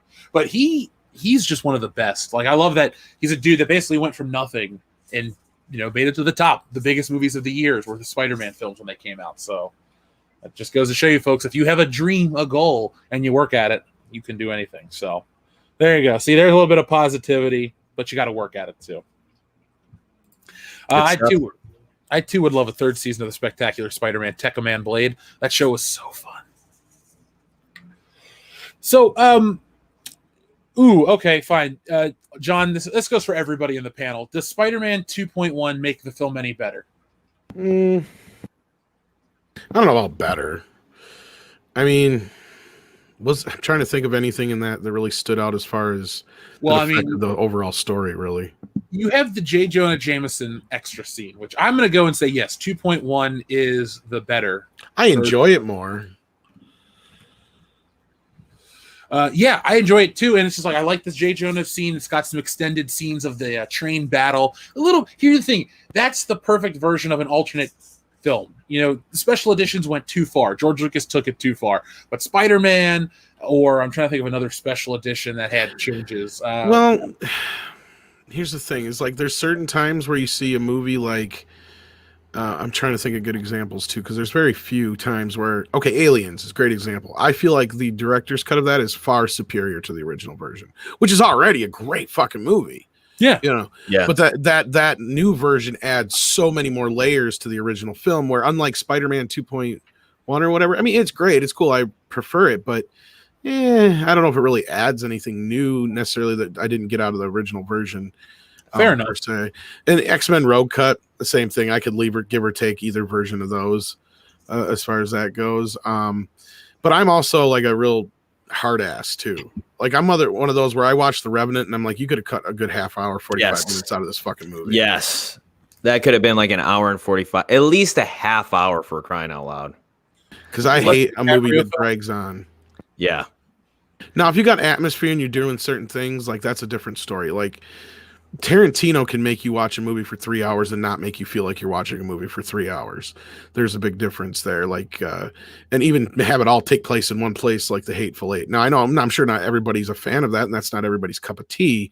But you know, I don't know. I haven't seen the extended cut of that either, so I don't know how much that changes. So, but I'm one of those normally where like it's tough to get me to go like, yeah, the director's cut's better or the extended cut's better, because that's the other problem is most of the time these extended or unrated cuts, they're not even really director's cuts. They're just whatever deleted scenes. Yeah, they're a version of it that just before they got to the final cut. And normally a final cut is the better cut for a reason.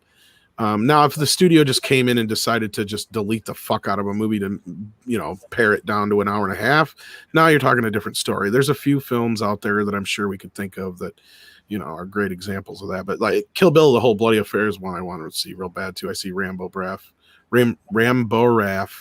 for Life brought that up in the chat, which is the original cut of Kill Bill 1 and 2 put together with all the extra shit that was cut out. So, but that is yet to see the light of day. But now, like Rambo, that's a funny one because I do kind of like the extended cut a little bit better, but that cuts out a lot more of the violence. So there's a lot of those that depends on and see, Blade Runner's got 20 different cuts. Yeah, I actually have seen. Okay, so there's another cut that hasn't been released on that Ultimate Blu-ray set. It's called like the convention edit or something, and it was shown once at a live convention. It's on the internet. I'm not, you know, I don't remember everything, but other than the ones that aren't on that set, I've watched all those. And to me, that's the perfect example. You know, everyone's going nuts online about this Flash Gordon box set. I don't care about Flash Gordon, but the fact that it gets a box set with 5 discs and bonus features and stuff like that, that's how you should treat these movies. You know, as Disney wants to take away our streaming, not our streaming, our physical media, there is a market for, like, here's the thing, and it's interesting to be on the other side of it. Comics, movies, games, all this stuff, you see people say, oh, these industries are dying. Actually, they're taking on new life in these boutique forms where you're getting, you know, you might not pay $6.99 for a Blu-ray. You might pay $24.99 for a Blu-ray of Weird Science, but you get all these weird extra things. You know, you get the best quality, this and that. And I think that's where we're moving towards with a lot of things. Like you even have these, what's the company called? They do specific game releases. Like they get physical releases. You know, where other games are only getting digital releases, but they're a little more money. I can't think of the name off the top of my head, but like that's where we're moving towards as a society, because the collector market is huge. It hasn't died even with the pandemic. Collectors market, they crowdfunded this damn Sentinel from the X-Men, and they're like, if we can get 3,000 or 6,000 backers, we'll have reached our goal. They're almost to 18,000. That's how I'm just saying, like, everything's changing, and if you're wise and smart, you can follow the changing trend and be in front of it. But if you're also Disney that wants to, you know, kill certain things, I think you're going to hurt yourselves, because when a smaller company does something, it's awesome. When a bigger company does it, sometimes it comes off as hokey and cheap. So Limited Run Games, thank you, Heavy Metal Line. That is the company. Sorry, Barry got it first, but I want to thank everyone that got it right, because I couldn't think of it. I follow them. I get their email address. So, I like Limited Run Games. They were really good. Yeah, I respect that kind of stuff, because usually it's the people that aren't making the most money to produce these products for us. It's so, I don't know. I feel like there are people like us that are doing it, and I'm always more inclined to help people like that than to just be, you know, a dot on some kind of spreadsheet. Mm-hmm. And yeah, Joseph, I also want the Schumacher cut of Batman Forever. And I mean, there's some other great examples they're coming up with, like Lord of the Rings, the Superman cuts of Donner films, Wrath of Khan. But again, like it just all, you know, for the most part, though, I mean, if the movie works, it works. I mean, you can improve it a little bit, but there's very few films outside of like maybe the Donner cut of Superman 2 where there's like a completely different version of the film, or Exorcist 4, you know, where you have a completely different cut or version of the movie that you don't have before. There's very rare times where you'll have a movie change that much. Yeah. I'm thinking of Apocalypse Now. And that's got like 3 cuts too. Yeah. Yeah. 2 or 3. Yeah. They're all pretty good. I mean, in their own right. I still think probably the original is still best in terms of pacing, but it's kind of cool though to have the opportunity to see what was left on the cutting room floor, or maybe what the director did want to include and wasn't able to include. So I do like the fact that there is that option out there, but usually the first final cut, I find to be there's a reason why. Exorcist is another one I was trying to think of from before, where the original version just fine. That newer version didn't really add anything that great to it or change anything much. I'm excited to see the rogue cut of Days of Future Past, because that's one of my favorite X-Men films. I've only seen the regular cut. I don't really remember that much from it, so to me, it personally wasn't that memorable. Like, I mean, yeah, you get to see all the rogue scenes. That's about it. Like, it's just they replace all the scenes with what's her face with Rogue instead. Ellen Page. Yeah, that's the only part I really remember. I mean, I could be right. It's been like 3 or 4 years since, maybe more than that now, since I've seen it. So, whenever it came out. Yeah, 2014. So 6 years. Yeah, probably. Yeah. I'm one of those people. Yes, I like X-Men. Yes, I prefer the cartoon. I think the X-Men's a weird property where you can adapt from the comics, but I think you'll get more success if you adapt from that cartoon, because all of us that grew up with it are kind of, well, we're all adults. That's how time works. And so I think a lot of people that may not have read the books, that will know who Kitty Pryde is and all this stuff, use your Rogues and Jubilees and all these other ones as your insert characters for the audience. And I think you'll have a much better product, Disney. There you go. If you're listening again, there's some free advice. Don't worry about adapting the first wave of Jack Kirby, Stan Lee. Get the version of the X-Men we all kind of know and love. Yeah, see, that's all I remember from the Rogue cut. It just adds Rogue taking over for Kitty, which is cool for the fans, but for the film, I can see why they cut it. Like, that's the thing. I can see, as an editor, a lot of times will see these things. It's like, oh, yeah, that was cool, but yeah, it's just kind of it's a distraction.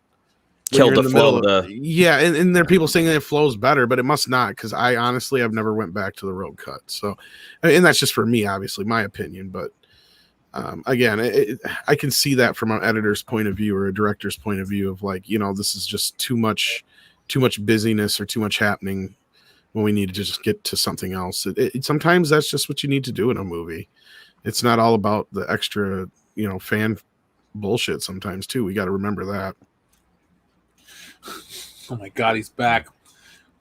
By the way, folks, I always read the super chats in order. Yes, we get the giant ones. I read those as a thank you. We have the prodigal son has returned, folks. Darth Vader's disembodied charred phallus has come back to the High Council. One of the most unique listeners, and by the way, the only listener that has his own custom action figure that was sent to me. But Darth Vader's disembodied charred phallus says, I used to be uncut until that fateful day when Obi-Wan said some BS about a high ground. Now I'm cut just on the other end. Cue sad Hulk music. Oh my goodness, that's hilarious. I remember the first copyright strike I ever got on the channel. Well, not strike, but a takedown thing. Yeah, claim was I used the Incredible Hulk sad music on the end of a video. I was like, you know what? They're so slow on that though too. You ever notice that? I don't mind. I did it like a couple of videos, and then they didn't come after me for like months and almost like a year at one point. Like, what the fuck are you going after me now for? Dude, I've been in that boat, on that boat before many a times. I've gotten to a point where I just don't give a shit anymore. As long as it's not a strike. So, let me read a couple super chats before we move on to our next segment. I want to thank everyone for being here tonight. We have well over 1,000 people watching, folks. Do me a favor, hit that thumbs up button to let us know that you're enjoying the High Council, the premier show of the Fandom Menace. So, Dr. Coffinail says, at John, power through the first couple seasons of The Next Generation. They get better. Sorry, Mecca. I know you disagree. Oh, well, is he saying... So I haven't seen The Next Generation yet, but I've seen the original series, the first 3 seasons of that. So Next Generation season 1 isn't that bad even. That's just part of the propaganda out there to try and excuse Discovery from being bad. Yeah, I don't like that. Even though I'm not the Next Generation fan on the panel, I respect it. So And it's not terrible. It's still a lot better than a lot of the modern day stuff. So It's funny how we didn't know how good we had it in certain regards, certain respects. Yes, computers are faster, internet's faster, technology's better as a whole, but like we really lost like a lot of. You can turn on your TV in late '90s and find 10 quality shows. Can't really find that nowadays. Even if you go to the streaming services, like you have to. Let's say your allegiance lies with Netflix. Okay, so if you go to Netflix, can you find 10 really amazing original shows? I don't think your average person can find 10 that they go, wow, these are all great. You'll find some that appeal to you and some that don't. The big ones on Netflix that don't appeal to me are their most popular shows. Orange is the New Black lost me. All these things lost me. So I'll be curious to see how Cobra Kai fares there, though, because it did really well in the free episodes on YouTube, and being that most people have Netflix, I wonder if it's going to really pick up a big audience. That'll be cool. Like I want things like that to do well. Yeah, because I wanted to send the message. I mean, and I have a feeling we'll be talking about this again in about 2 weeks, but I can't say no more. But anyway, well, all I can say is, well, never mind. I'm moving on. Sorry, something caught my eye. You almost got to the point where I did, didn't you? What? Never mind. If I say it now, it's going to jinx us, and one of us will fuck up. So let's keep going. Yeah, honestly, though, I'm looking at something on Batman popped up. I was like, all right, Batman. Okay. Batman Uche. Anyway, Salvador says, "Oh, hi, Jeff. Just wanted to remind everyone, and in my best Dale impression, Darth Vader has no penis." Is it wrong that almost every time I watch Star Wars, I think that dude has no dick? Like I know. No, I feel like that's the reason he's so pissed. Wouldn't you be? I'd have been like, "Why didn't you just let me die?" You should blame the Emperor then, because Obi-Wan left his ass to die. Yeah, at that point he's like, "Fuck it, it's gone." Now you know why he turned so quickly. Wow. By the way, Death by Snoo Snoo in the chat. Glow on Netflix. That's a show I do enjoy. Yes, there are some wokeness, and it's not as great as it used to be, but overall, I've enjoyed the show Glow quite a bit. Partially because of my bias. My parents used to watch The Real Glow back in the 80s, so it's kind of fun to sit down and watch that show with my mom because she's like, I know these characters are who they're supposed to be. Plus, I love wrestling. Real Glow was fun. Real Glow was great. It was so cheeseball, low budget. It was so fun though. It's a reflection of the decade it was from, and that's not a dig at it. When we watched we were streaming through Bogus Journey the other day, and that was such a relic of the 90s. And I'm like, man, I'm so glad we've moved past this type of filmmaking to a degree. So, oh, I love Bogus Journey still. I got the T-shirt on today. I saw it. That's why I brought it up too. Jesse Quinn Lewis, though, I love this line though. He goes, "When I left you, I still had a penis."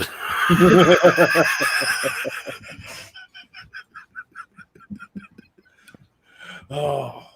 I'm so sorry. You were going to say? No, I put it on the screen because it was that good.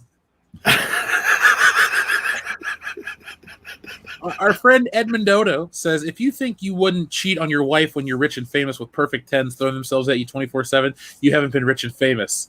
That's what I'm saying. It's like, I'm not trying to condone it, but man, could you, after a while, it's like so much pussy after you just got to be like, no, thank you. But no, thank you. No, well, just a little bit.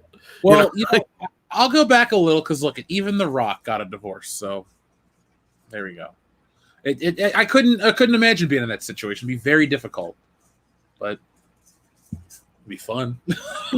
Well, and you got to think about it. I mean, and again, I'm not trying to fucking make excuses for these people because, like, I think I made myself pretty clear from the start. If you missed that rant, go back and listen to it. But like you're on a movie set, you're away from your family or your loved one or whatever you want to call it, your married one, whatever at that time, 6-7 months at a time, sometimes for these bigger films. And there's a lot of pretty people around and a lot of eager beavers who want to please, and there's star fuckers everywhere. Okay, let's face it. Like it's a matter of time. It's a ticking time bomb. But again, that's what you put your dick in something else and you've been married for 20 some years and you don't have a prenup. You're going to lose half your shit. That's all I can say to Obi-Wan. Culture Casino, I want to thank you for the super chat sticker of the unicorn. Thank you very much. Sugar Spice PW says, fresh game idea. Street Fighter the movie versus Family Matters?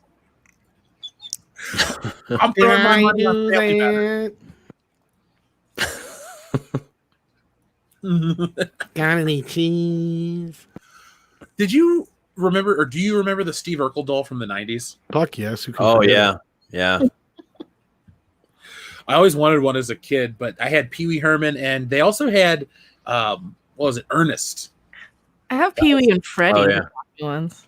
Oh, the Freddy I one. don't know if you can see him back there, but I got them both. I got talking Pee Wee and Freddy.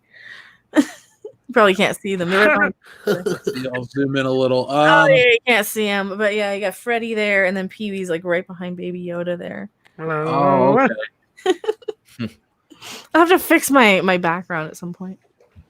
I miss my Pee Wee's Playhouse. Like, I was a kid that had probably like 12 Pee Wee Herman figures because they kept breaking on me. I'm like, Mom, I need another one. So she kept buying them for me, but it wasn't the best quality stuff. Did you see they made a new one from Super 7, the little mini ones? No, oh, I need those. I like the Pee Wee stuff. I never. I may or may not have looked at them. I almost bought them, but the price was a little steep for what it was. Yeah, that's what I'm not liking since Super 7 took over the Funko Pops. The price is too high off the bat. But I didn't. I'll give you a little snippet of tomorrow's video. Funko sales from Star Wars are like through the roof right now. For what It's all- reason, though?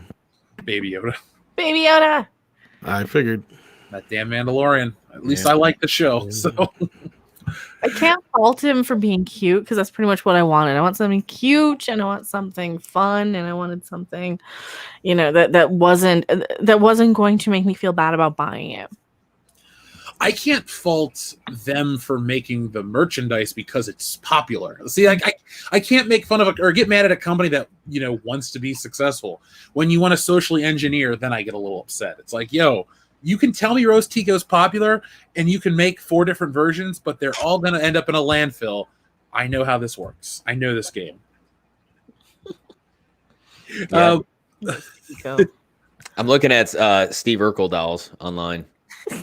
Aren't they kind of nightmarish? They are, yeah. They really don't look. I mean, there's a likeness, but toys just weren't quite there yet. But you've got them going up to $75. Hey, those fuckers on probably eBay. bought Jaleel White a house or something, Oh, probably more than that. Well, I wonder, did he get the royalties? Oh, I'm sure. Okay. Especially if they use his voice and likeness. Yeah, that's true. They are a little creepy, though. I'm looking at a close up of the face. It's I mean, I'm sure he has to share whatever. Like, he doesn't get like a creator residual. Urkel Mania was real, though, in the fuck 90s. It was insane. I had a Family Matters coloring book. Wait, this is bullshit. This didn't happen because no famous black characters happened before 2015, guys. You forgot. Right. John, why do you keep asking Toxic Masculinity to oil wrestle you?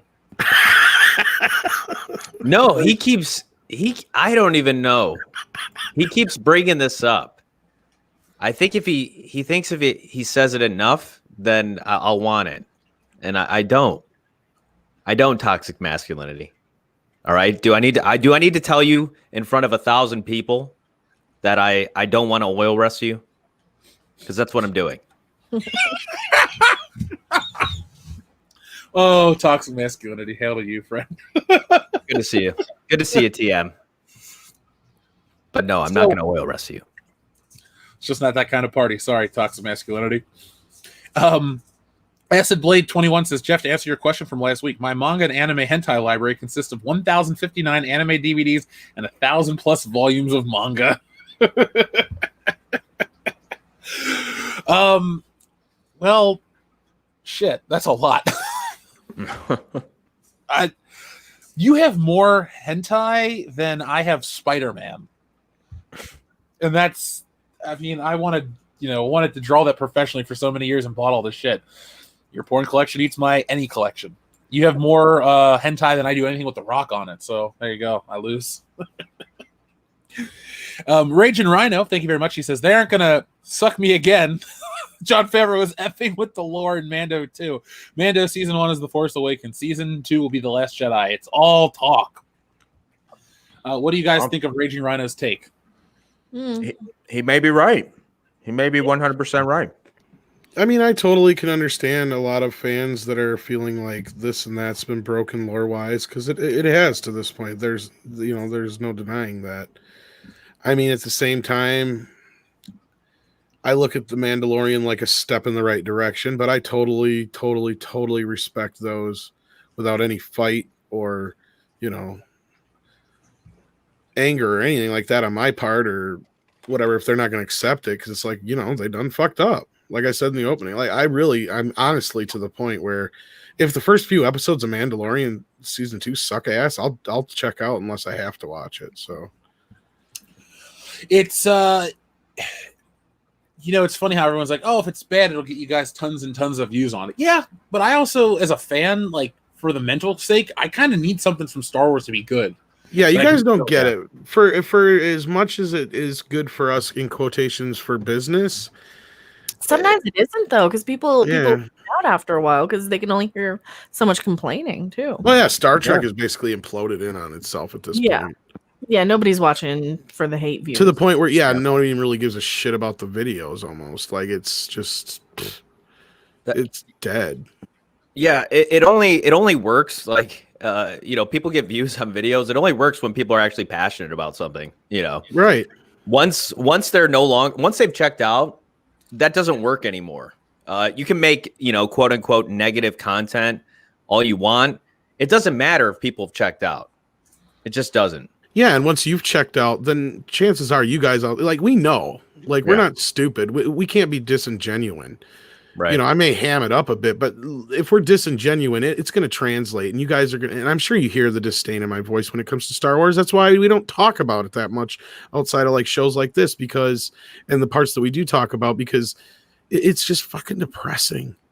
It is. And after a while, like Mecca says, it gets on you mentally. It's not like you want these things to fail. You're not rooting for them to fail. I don't want to watch Star Trek and feel like I want to blow my fucking brains out. Right. It's like, but that's what happens. Star Trek for a change and have it be good, but they're not giving it. And it's even to sit there and review it. It's so, like, the last review I did, I basically just sat there and watched it and just recorded my reactions to it, because I could not stomach to sit there and watch it and take notes and then go in over my notes, record it, pull up clips. No, I was like, no. You're getting my first reaction, because it's just mentally exhausting to keep going through the same old garbage from the same old people, from the same old stuff. And it gets, this is why I've kind of been doing a lot more gaming streams on my channel too, is because it wears you down to say, oh, another reboot, another, gender swap, another this, another that, pretty much for all of it. And I think the viewers even tune out after a while, because people will go off to something new. Yeah. I mean, believe me, I have the same passion about like YouTube and stuff, but it's like, I need to. I think that's why the Last Jedi stuff was the way it was, is because we were all so caught off guard by the thing that we love becoming that. And now it's more along the lines of these companies going, well, we screwed up. We need to fix this quick, or else we are done. Nat, your average nerd makes a great point. Watching your favorite things be destroyed gives off a sense of hopelessness after a while. Yeah. We want good content to bring us joy when life isn't great. Yeah, and a lot of us started these channels or got involved in these channels because we thought maybe our voice could make a difference. Maybe somebody out there would hear us, maybe. And we have made inroads here and there, but at some point we do you got to feel like you're almost hopeless at some point. And we, Trek was getting to that point, but then you get these glimmers of hope, like this Emma Scott, I think if that's her name, right, Mecca? Emma Watts. Or Emma Watts, sorry. I don't know why I keep calling her Emma Scott. I don't get that fucking shit. Don't ask me why. Emma Watts, who's coming in over at Paramount to clean house. Like, you hear things like that, and you kind of look at her track record, and you're like, you know what? This might be a good thing. Maybe they are finally deciding to change direction here. And there's articles that they're making little, admissions here and there. So it's getting to a point where, it's even gotten to a point with Star Wars where they can't even deny us anymore. How many times have we been brought up, not just by, J.J. Abrams. I was just going to get into that. I was going to say just the ancillary people, to the point where J.J. actually mentioned the fandom menace by name. We've made a difference. I can't help but feel like we've done that much, at least. Well, look at Ghostbusters. You've got people like Ivan Reitman going, oh no, it's not going to be woke. Well, because same thing for Bill and Ted. Ed Sullivan said the same thing. It's not about an agenda. Mhm. Yeah, I think that's proof right there that in some way, shape, or form, like collectively, we have made some kind of difference. Because I don't think they'd be making those kind of comments before. I could No. be wrong, but No, a lot of the time it's like they say what people think that they want to hear, and if you're told by everybody in the access media, who have all these agendas, oh well, will it be diverse? Will it be woke? Will it be this? Will it be that?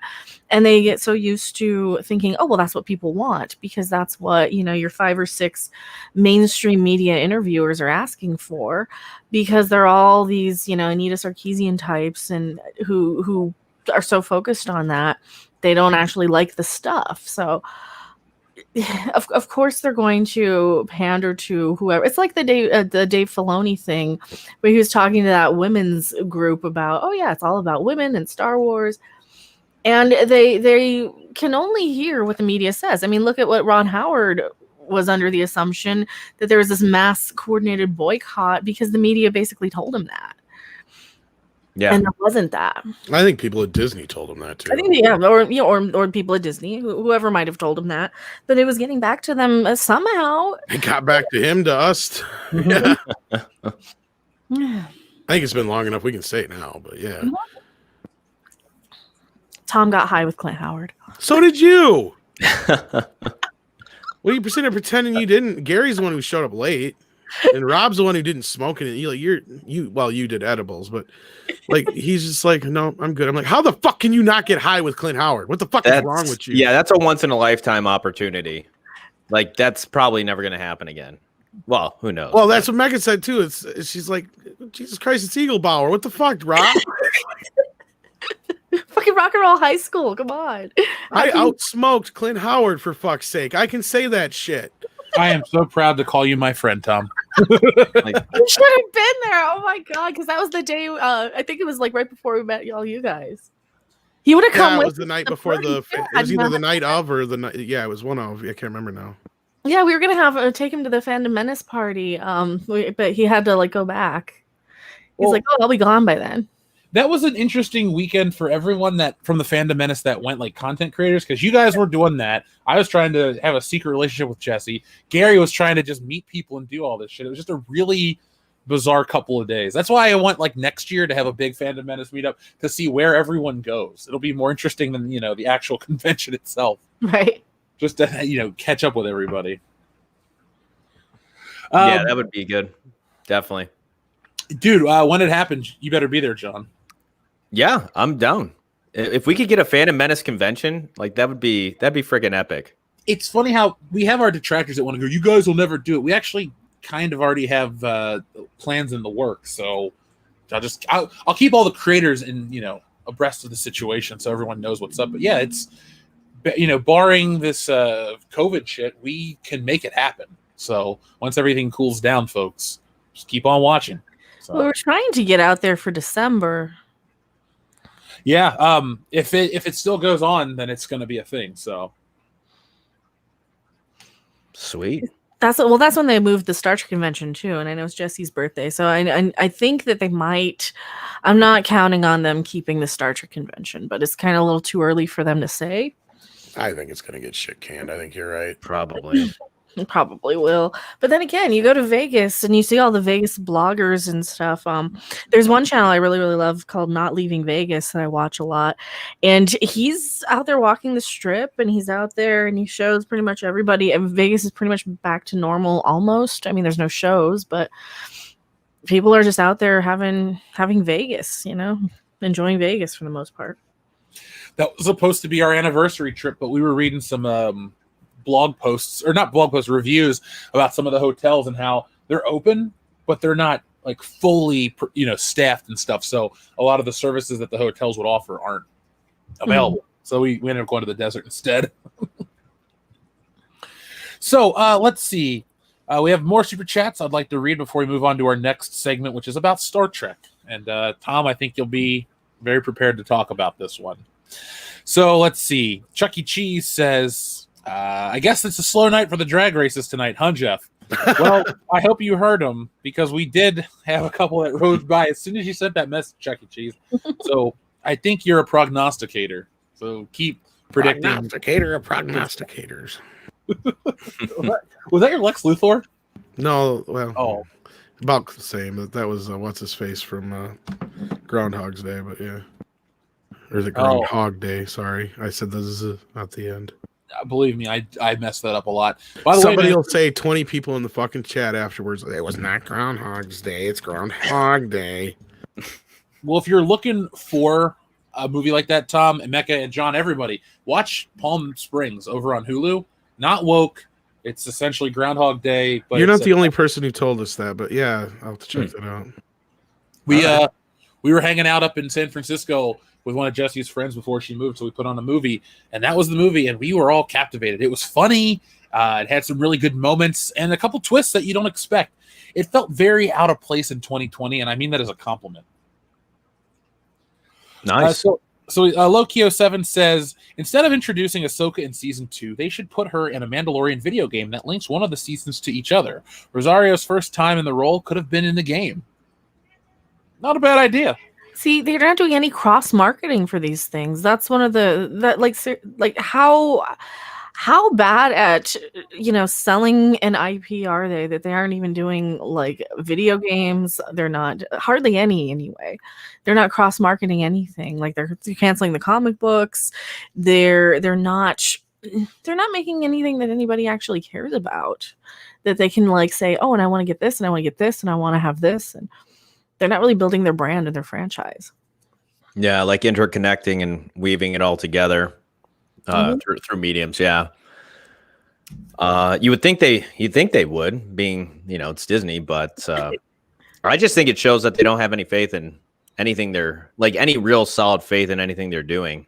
Like I don't think they take the fact that shows have been or movies have been canceled here and there.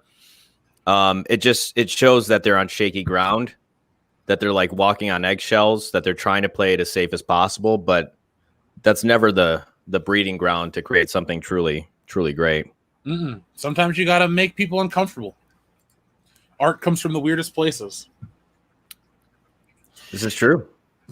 And by the way, Lokio7, I would love more Star Wars games. Just not ones that have paywalls and other stuff. Just give me a nice influx of fun.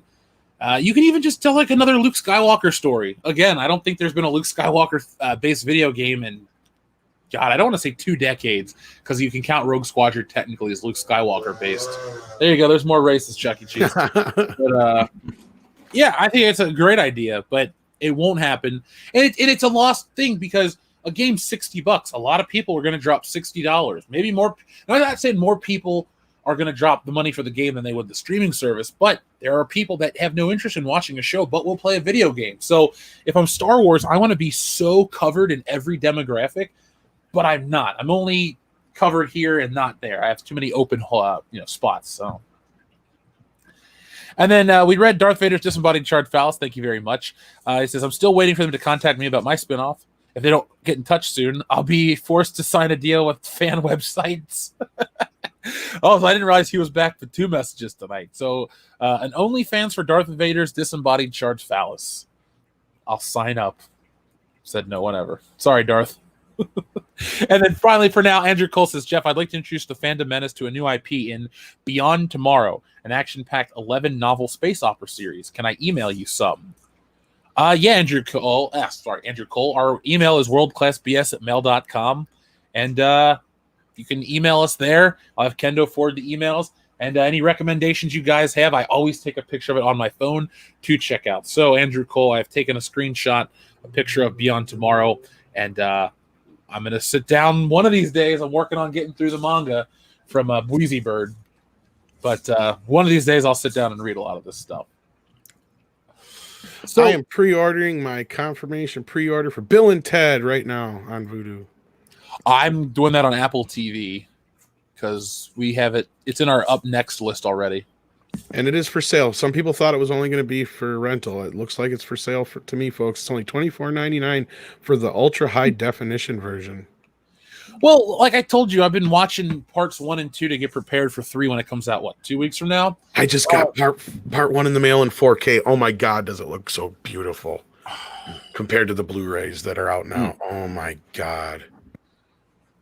I'm excited to get a 4K TV to actually experience some classic films in 4K, because if they're shot on film, you can upscale that resolution. They're going to look good.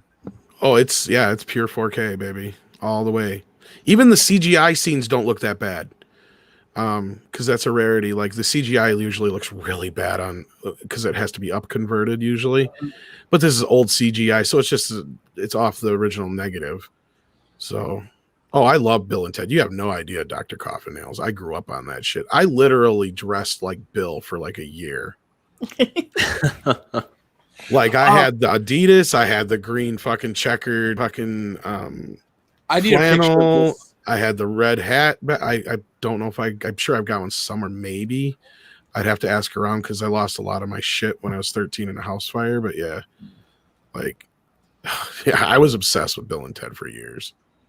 Well, it's a good franchise that, you know, 2 actors that I really like. Keanu Reeves. The only thing that got me out of Ninja Turtle mode in the 90s was fucking Bill and Ted coming back.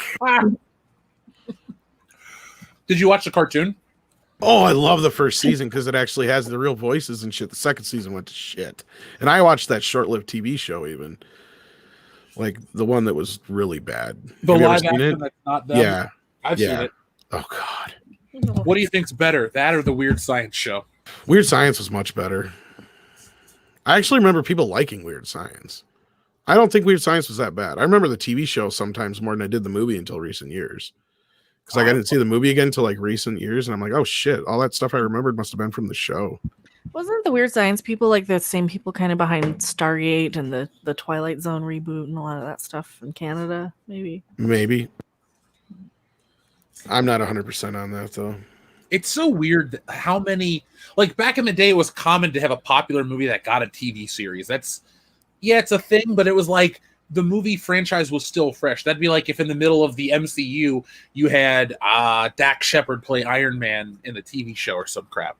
And yeah, I'm picking the most, the opposite of Robert Downey Jr. because Robert Downey Jr. is this great actor, Dak Shepard not so much. But you never had like a really good TV version. It was always like, yes, if Keanu Reeves in the film and he's playing the surfer dude, Ted, but this actor on TV is 10 times worse somehow. So, well, the TV show just didn't get it. Like they totally didn't get Bill and Ted at all.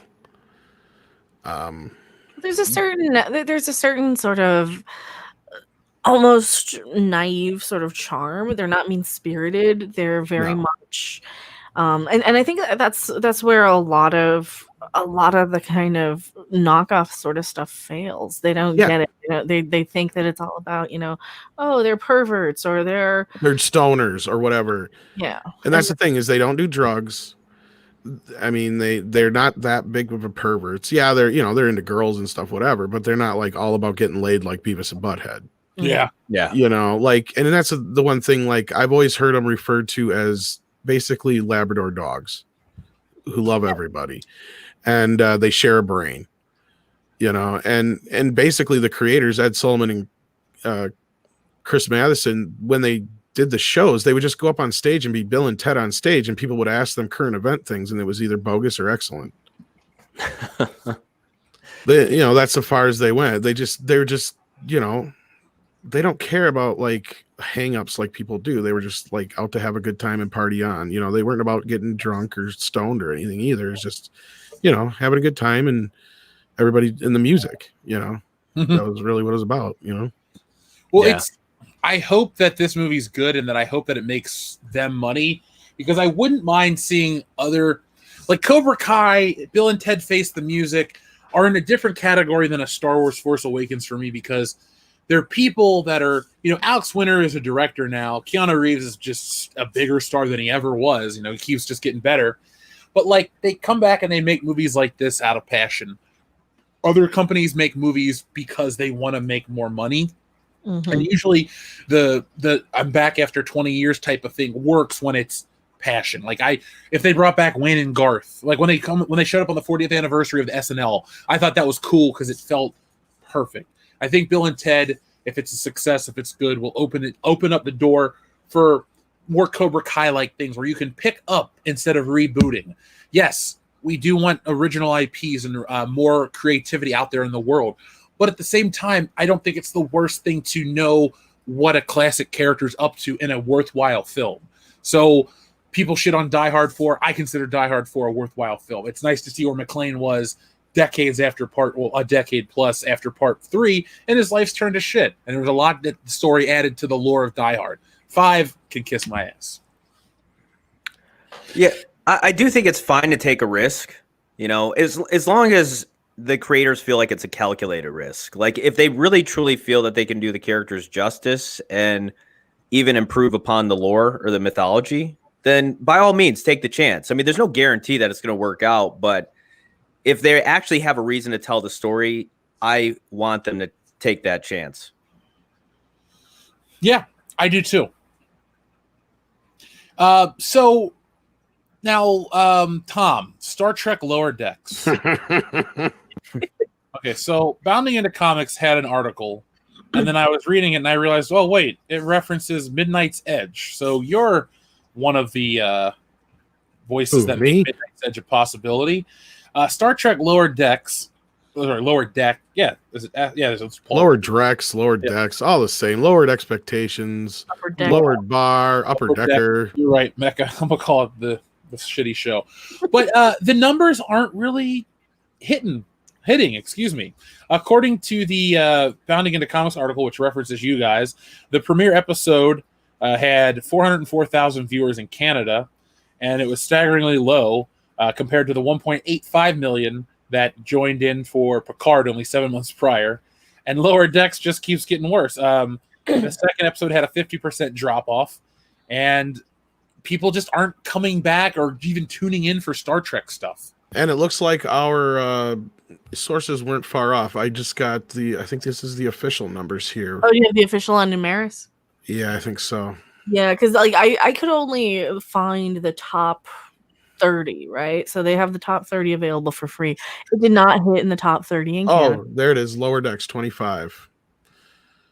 527. So we weren't that far off. That's for the first episode. Can you link me that? Yeah, I'll give it to you. Here. Now, is this on CBS All Access? Yes, but not in Canada. Canada, it's on what is it called? Sky. Well, it's Sky, not Sky. It's one of their spin-off networks. It's like Sci-Fi. It's like their Sci-Fi channel, the equivalent of it up there. Oh, the Maple Leaf channel. Perfect. One of them. I can't remember which one exactly, but yeah. Now, I'm going to ask you a question that I think a lot of fans will hate, but is there really a hope for Star Trek? Yeah, not really. Not until Kurtzman goes, I think. And from a lot of what we're hearing with Emma Watts coming in, I mean, maybe they're going to actually fix something, but knowing Kurtzman and his lawyers, I think we're going to be stuck with him until he decides to go. That's kind of my gut instinct here. But. Well, we just got to keep making it not fun for him to be there. Exactly. I mean, and Rob and I figured this out the other day about Alex Kurtzman, that pretty much it's all about revenge for him. That's why all of his storylines are so stale, and pretty much every time he does anything, it's just a stupid giant revenge story. I just don't know how that man keeps getting work, because every time I hear about a shitty property, that name, or was it Roberto Orsi? Because they work together, right? Right. It's because of the same reason I keep telling Doomcock, is because in Hollywood, people like him and JJ, they are seen as either people who make money no matter what, like JJ, so they get away with it, or like in the case of Kurtzman, he's a yes man. Mm-hmm. You have no idea how many people I've talked to where they'll say gracious things about the guy, and it's like, what has he done that's so great, though? He said yes to everybody who was higher up. Exactly. He kisses ass. That's all I can get out of it, because he's destroyed Transformers, Spider-Man, the Dark Universe, Star Trek. I mean, I'm sure there's a couple other things I'm forgetting.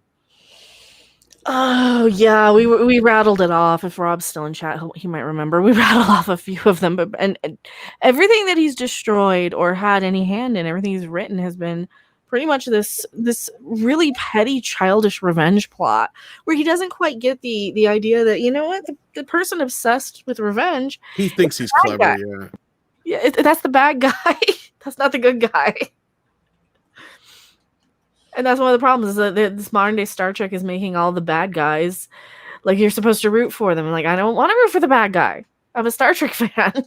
Yeah, like Death by Snoosu says, how do you fuck up the Universal monsters, for God's sake? It's the original, it's the original crossed over universe, like perfect build on kind of thing. Like, It's because he's a yes man, because he said yes to Tom Cruise. yeah, that's it. Because he said yes to everything Tom Cruise. Oh, Tom Cruise wanted the plane thing, and Tom Cruise wanted this, and Tom Cruise wanted that, and like the one place where the revenge plot would have worked, because the mummy wants revenge on, you know, whoever for making her or whatever. That's the one place where it works when it's a bad guy. No, I didn't watch The Mummy, John Willis, because I don't have time for such nonsense. No, I didn't want to watch it either. I saw it. It's terrible. I can imagine. Andre saw it. That's enough for me. Like, that's what I'm saying. Like, how do you fuck that up? I even came up with a convoluted way where if the studio really insisted on it being like an Avengers style, how you could do it, and it would be real easy. You basically have like the descendant of Van Helsing basically kind of be like the caretaker for all these monsters. And even though they're painted as all these evil creatures in history, they're actually not so bad. I mean, I know it's kind of a League of Extraordinary Gentlemen kind of thing, but you know, there's all kinds of things you could do. And if not, the verses. I mean, come on. Everybody remembers Wolfman versus Frankenstein and Dracula versus Wolfman. You know, like everybody remembers these movies. Yeah, that's what really is so frustrating. It's like that's the one that was the easiest to do, because you're right in chat. You know, it's the original shared universe. Yeah, that's what I said. Where you can have your revenge plots as long as the bad guy doesn't win at the end, because we're supposed to still, you know, be human, and we're supposed to still root for the good guys. Yeah, it's not hard to figure out who the good and bad guys are in the Universal monsters, for fuck's sake. Yeah, but in Star Trek it is. I mean, look at Michael Burnham. Right? No shit. I thought she was supposed to be the villain. They were supposed to celebrate her as the hero. I mean, it's pretty easy. You make Frankenstein and the Wolfman and so and so the good guys, and you make Dracula and, you know, the creature from the Black Lagoon, and, you know, the darker characters, the bad guys. How hard is that? The Mummy and shit, the bad guys. Yeah, how hard is that? Really? How hard is it? Not hard. Incredibly hard. It's hard if you're Alex Kurtzman. For fuck's sake. You take the misunderstood ones, they're the good guys. Okay, it's not hard. You make the ones that are obviously evil, the evil ones. Done. Wait, I don't get it, Tom. How does this go? Dracula, I'm kidding. he drinks blood, eats people, so he's bad. Okay.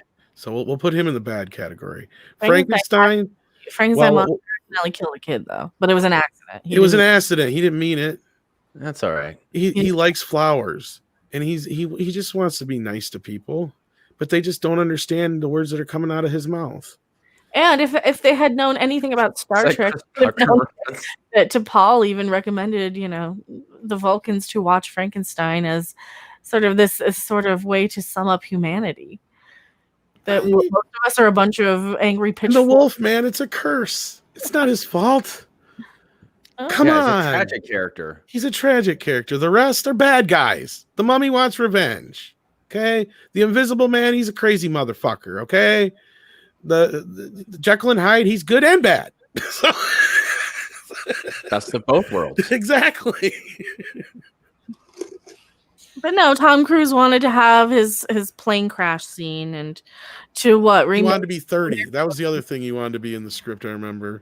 American Werewolf in London, because he had his little zombie buddy talking to him. Yeah, that was the other thing somebody told me about. I'm like, that's American Werewolf in London. Oh, it's in The Mummy.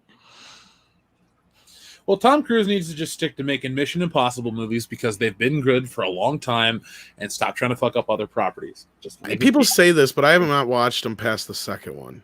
Are you serious? I was so pissed off. You have no idea how pissed off I was. The second one is the bottom of the barrel for me. Yes. And then 3 happens, and J.J. Abrams directed it, and it kind of blows. But 4 is like a whole new franchise. 4, 5, and 6, it's like they're completely different movie series. I have a really box good set of action Blu-rays. flicks. I got to rewatch them. I think it has the first 5 in it. I don't know if it has the 6th one, but it might have the 6th one. I have to look again. I just got it like a couple of years ago, though. Yeah, Ghost Protocol and On, pretty darn solid action flicks. Yeah. Well, and I tried watching the 3rd one on Netflix, but their sound was all fucked up. And I wrote them about it, and they never fixed it. Don't worry, man. Trust me. 4, 5, 6 are the way to go. Don't worry about 3. You mean it'll introduce his wife, and that's about it. And that's kind of where 2 is at, because like I'm sure you can just skip over 2 if you had to at this point, because I don't remember anything in that movie except for doves. Skip it completely. It doesn't have anything John Woo. Yeah, it was John Woo directing. And I'm like, this is not Mission Impossible. I don't know what the fuck this is. It's a John Woo movie. Yeah, that's about it. Yeah. So I'm going to read a few more super chats in a moment. Did you guys have anything else you wanted to add about Star Trek Upper Decker? Oh, it's horrible. It's got some people who are rooting for it a little bit, I guess, but outside of the direct community, not much. I think I heard a breakdown of the actual demographics too, and it was like the most it gets as far as the positive viewership or positive reviews is female demographic 28 to 35. Of course. Now, before I do read our super chats and stuff, I wanted to bring one more thing to your attention, guys. Did you hear about how Tenet footage is already leaking online? No, Really? but I'm not surprised. It was a matter. This was stupid. They should have just released it everywhere. I mean, it would have got theaters to open their theaters. I mean, look at it this way. There's nothing else showing, right? You have to separate people out, right? In any given week when Tenet is going to drop, there's 10 other movies in the theater that nobody else is fucking going to see, so you got empty theaters anyway, right? Just put Tenet in every fucking screen and only allow 20 people per screening. That's all you got to do, and make sure that there's an usher in there to make sure everybody's separated enough. You know, if groups come in together, fine, but I mean, you know, like make sure there's 6 or 7 rows or seats apart and 2 or 3 rows apart on depth. It's not that hard to do. You're going to make just as much money, probably. Really, if you think about it. I don't get the hype for it outside of it's a Christopher Nolan movie. Christopher Nolan movie. That's And it's just one movie that people are really looking forward to. Like, it's getting a lot of buzz in a sense, like, you know, the want to see ratio is pretty high on it. And, you know, Christopher Nolan delivers. I mean, he's the modern day equivalent of like a Kubrick. I mean, you're almost guaranteed a good movie when you go see it, kind of thing. I mean, I'd love to go, oh yeah, but realistically, I've enjoyed the Batman trilogy. I liked Inception. I didn't see Interstellar. I liked Dunkirk. What else has he done? I didn't care for Interstellar's ending, but I liked it. And otherwise, the only other movies that he's done that I'm trying to think, I liked his first one too, Memento. Oh, I like Memento quite a bit. And of course, the Batman films. Prestige was great. Which one? Prestige. Prestige, Yeah, yes. I haven't seen that one yet. That's the one I haven't seen. But other than that, all of his movies are great, except for I just didn't like the ending of Interstellar. But I've heard that went through a lot of changes too, so that's plausible. Where are you guys at on The Dark Knight Rises? Because I'm seeing people in the chat. I don't saying, care for it as much. It's a forced entry, like Dolphin Love. Ooh, nice reference. My least favorite of Christopher Nolan's Batman trilogy, and might be my least favorite Nolan movie. Ooh, aside from Interstellar, I agree with you. Yeah, but it's still. I mean, Insomnia. That's a still great not one. Terrible. Too. Sorry, John. Oh, you're that's fine. The other one. Insomnia. That's his other one too. I forgot about. That's a good one. Yeah, with Pacino and Williams in it. That's a good one. I will say, though, about The Dark Knight Rises, it felt out of place when it came out because the Avengers came and changed everything. And The Dark Knight Rises is like, hey, remember when we ruled the roost? And people just didn't care. I mean, it made money. It's not a bad movie, but I don't know. I wanted something different. Like, we had never actually had a full Batman trilogy that told one story ever on film. Because we had people like, Jeff, what about the first 4 ones? Yeah, Batman and Batman Returns are an ongoing story. Yet technically Batman Forever is, but it's different director, different actors, different, you know. It's almost like a Bond movie at that point. Yeah. So it's, we had never had that before. And it's funny how realistically these days, with the exception of John Wick, the third chapter in a lot of these franchises just always seem And to that's kind of still fuck my up. least favorite of that franchise too. For a while, I'd say Back to the Future 3 was the only one I felt like was better than the second film. But even the second film has grown in my, it's gone up my list quite a bit in the years. So now, I mean, almost neck and neck now. That's probably the only one besides maybe Lord of the Rings that I can think of as almost a perfect trilogy. Yeah. I'll go. I know this is going to sound weird to put it in that category, but Lethal Weapon, they didn't make a bad Lethal Weapon movie to me. So for like a franchise, I like it 100% across the board. Yeah, the second one is the least of my favorites, but I do love 3 and 4 quite a bit. It's funny. 1, 2 is my absolute favorite. I'm trying to figure out what my problem is with 2. I mean, I like it. I think it's the ending. I think that's why I don't like it, because I dislike how you've gone through this whole thing with Riggs and Murtaugh, and then they go and they give him a girlfriend and have her die just so he can go mad again. I like how when we get to 3 and 4, they allowed him to change and grow, and it's not the crazy, same character, crazy Mel character. You know what I mean? Yeah, they were supposed to kill him in part 2, right? Yeah, but and that footage at the end of the movie is the dead footage, and they just dubbed over it. Yeah, I've seen the stuff, but yeah, that's what I'm saying. Like, there's the second film, it just has its bits and parts, but again, I, as far as like, it's leaps and bounds better than most sequels, though. Don't get me wrong. I like it though. Cancel Jeremy. Here we go. Now everybody's gonna say I don't like Lethal Weapon 2. You want to hate on me for not liking a sequel? I really am not that big of a fan of Die Hard 2. I'll watch it. It's great. Thank you. It's good, but it's just Die Hard 1 all over again. That's why Die Hard with a Vengeance is infinitely better than Die Hard 2. Donkeysaurus Rex, thank you for quoting Family Guy. I got Diplomatic Immunity, so Hammer, you can't sue. What were you gonna say, John? Sorry to cut you off. Oh, Austin Powers trilogy, I think, is pretty solid. See, Goldfinger falls off for me. The last one, right? Yeah. No, I could see that. Gold member, yeah. Or Gold member. That one for me. Yeah, between Beyonce and I didn't like that they made Austin and Dr. Evil brothers. Yeah, that was a bit of a stretch. And I didn't care for Gold member at all. I thought he was a dumb character, period.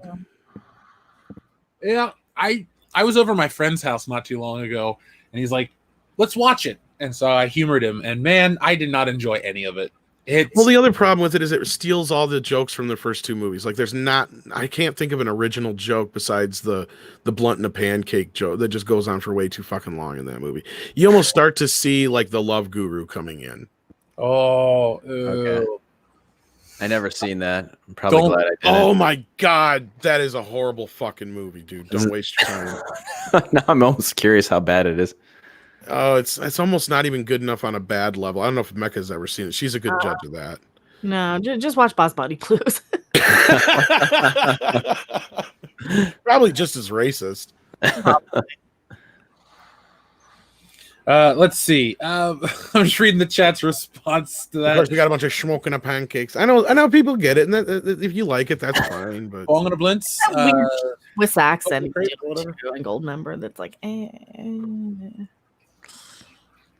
Number 2 is where the series peaks for me. I think Austin Powers 2 is probably. Sure. 2 is actually better than the first film. Yeah, I agree. Even though I love Wayne's World as much as I do, I hate to say it, but that's Mike Myers. Probably his most well-known character that he played as a person, because Austin Powers was huge for so long. Probably his biggest role overall. I'd say Wayne's World 2 is underrated. Oh, yeah. There's a lot of memorable jokes in Wayne's World 2. Yeah. Especially when the Garth got with Kate, what's her face? Kim Basinger? Kim Basinger, yeah. I like them teeny and toasty. I like the whole cross the T's and dot the lowercase J's. Yeah, well, that's the thing is, that was funny there, but then Mike Myers reuses the same jokes. Like, he uses the same shtick in Austin Powers with the mole thing. Yeah, like it gets he gets hung up on shit like that, and then you watch like, oh my god, like Cat in the Hat.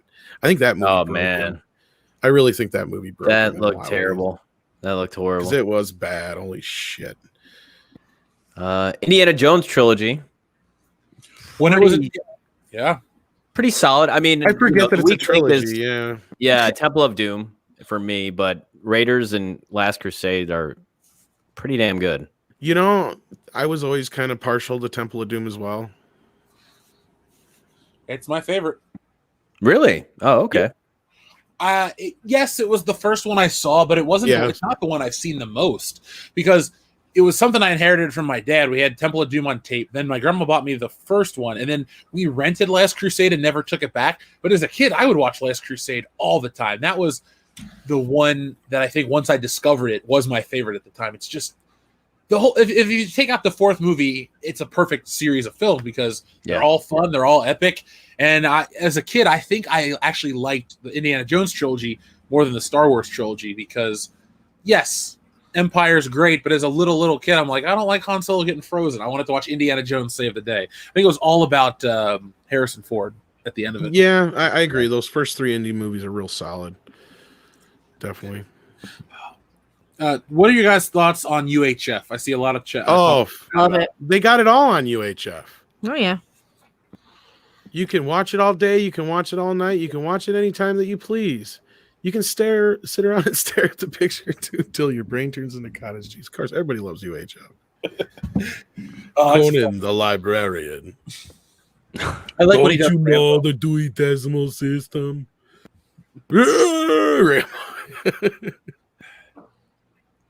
So let's see. Let's get caught up on our super chats before we close this baby to bed, or put this baby to bed. Excuse me. Adam Walford says Star Trek has gotten so grim and dark that Warhammer 40K called and said, "Stop! You're making us look like Disney, and we hate that damn rat." Very hot fuzz right there. You're all making us look bad. That's why they got rid of him. Snellworld, thank you very much. He says, I watched season 2 of Umbrella Academy, and it didn't seem as woke as everyone was saying. I have not watched season 1 yet, but it is something on the radar at this apartment because I think it's Gerard Way, the guy that's My Chemical Romance or something, that wrote it, and Jesse loves that band, so something we'll watch eventually. I think Gary knows him or whatever. Oh, him? I think so. Oh, nice. Snellworld also says that. Or no, wait, I'm thinking of the guy who wrote The Boys. Maybe I'm not sure. Oh yeah, I was like, say Gerard Way is like a big musician. Never mind, that's what I was for Gary if he knows the guy from My Chemical Romance. No, that's who I was thinking of. My bad. Let's see. He says Snellworld says, didn't Lucas tell Filoni back when he still owned the for that Filoni? That's right.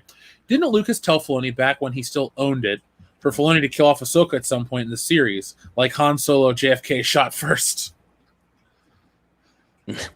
I'm pretty sure at one point Ahsoka was dead in Order 66, but now that George is out of the picture, he's back. Let's see. We have Shogun Orta, excuse me, he says, do we know how many episodes Mandalorian Season 2 has? Do you guys know? 10, I think I heard. However many of the first I had season, 8 the first I think season. it's 8 then, I think. Yeah, I think it's the same. Well, I hope they're good. That's all I can say. Up next, we had our friend Uncultured Barbarian. Thank you very much for your super generous super chat. He says, as someone who dabbles in creating characters, I never put myself in main roles. I try to create characters I like to write, and their preferences are rarely mentioned. But what I do know is I've only been reading for what do I know? I've only been reading for 47 years. But Uncultured Barbarian, I think that's where a lot of people lose themselves or lose it. I know I can't say that because I literally drew myself into my own story, but I get it. If I'm going to create a unique character, or I'm going to work on Spider-Man or something really cool like that, I'm not, if I was as interesting and cool as, say, Conan the Barbarian, I wouldn't be writing. I'd be out there barbarianing it up. So I get where you're coming from, and I'm with you 1,000% if that was a real number. But everyone today wants to say, well, this character's sexual orientation is the most important part or the most interesting part. And I disagree with that stuff.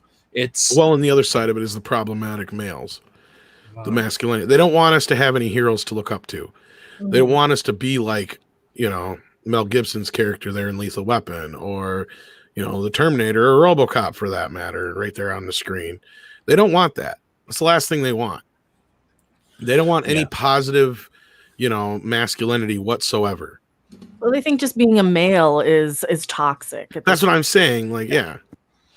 Like guarantee fucking to you, if Creed didn't star a black guy, they'd be all over a Rocky movie right now. Yeah. Yeah, I could see that. Let's see. We also have. They came after Rambo for fuck's sake. Remember? That didn't work, thankfully. Yeah, it didn't. It was kind of a stalemate. It didn't make much money, and it didn't work for the other side either because the movie was decent enough, and yeah. So like whatever, it was groundbreaking. Yeah, it wasn't groundbreaking at the same time or anything either. So. Uncultured Barbarian also says, being over 50, whenever someone under 30 tells me that they're this or that, I tell them, wait a while, you might think differently later on in life. Yeah. Yeah, they even came after Shaft. That's right, Dark Side. Sorry, go ahead and back to the super chat there. I didn't mean to interrupt there. Well, no, Underculture Barbarian, you are right, though. When you get older, wisdom comes with age, for the most part. I can't say that for everybody. I've met some really stupid old people. But that is, I say that to certain people, too. Just ride it out. If you're, I'm into this thing. Wait, I bought a lot of crap because I was really into something for a short period of time. And do I regret those purchases? Yes, I do. So imagine if it's something serious and life-changing that you can't just not play with or return to the store. Wait it out. Make sure you really want to make that call. That's something I always tell people too. So you have more experience with it. I just am like, wait it out. So Die Hard or Lethal Weapon, who would win? If you're talking about franchise, Lethal Weapon's already won. Yeah, I prefer Die Hard 1 to all of those movies. Yeah, Die Hard's the better film, but I got to go with Lethal Weapon for the longevity. Yeah, it's a damn fine series. Adam Wofford says, my 9-year-old identified as a ninja princess. It's a pretty cool thing to identify with, though, I'll admit. It's like saying I'm a Jedi or something. Matt G sends in a super chat unicorn sticker. Thank you very much, Matt G. Friend of the channel, Joey Bryant, says, if we can identify where to go. If we can identify as anything, I choose to be an inhuman. Now, farewell, humans. I shall leave this growing hellscape to live on the moon. Hi, Poochie. Oh, died on the way to his home planet. Sorry, Joey Bryant. Poochie died on the way to his home planet. That's one of the best Simpsons jokes of all time. And nobody missed him. No. And he's like Brie Larson. Value was lost. Jeffrey Turner, aka Mega Jetty 1, says, I sent John a DM. Could he please read it aloud? As long as it's not porn. Yeah. Here, let me. You pull that up. I'll read the next one. Make sure. And it's if it is approved. porn, depends on how porny. Yeah.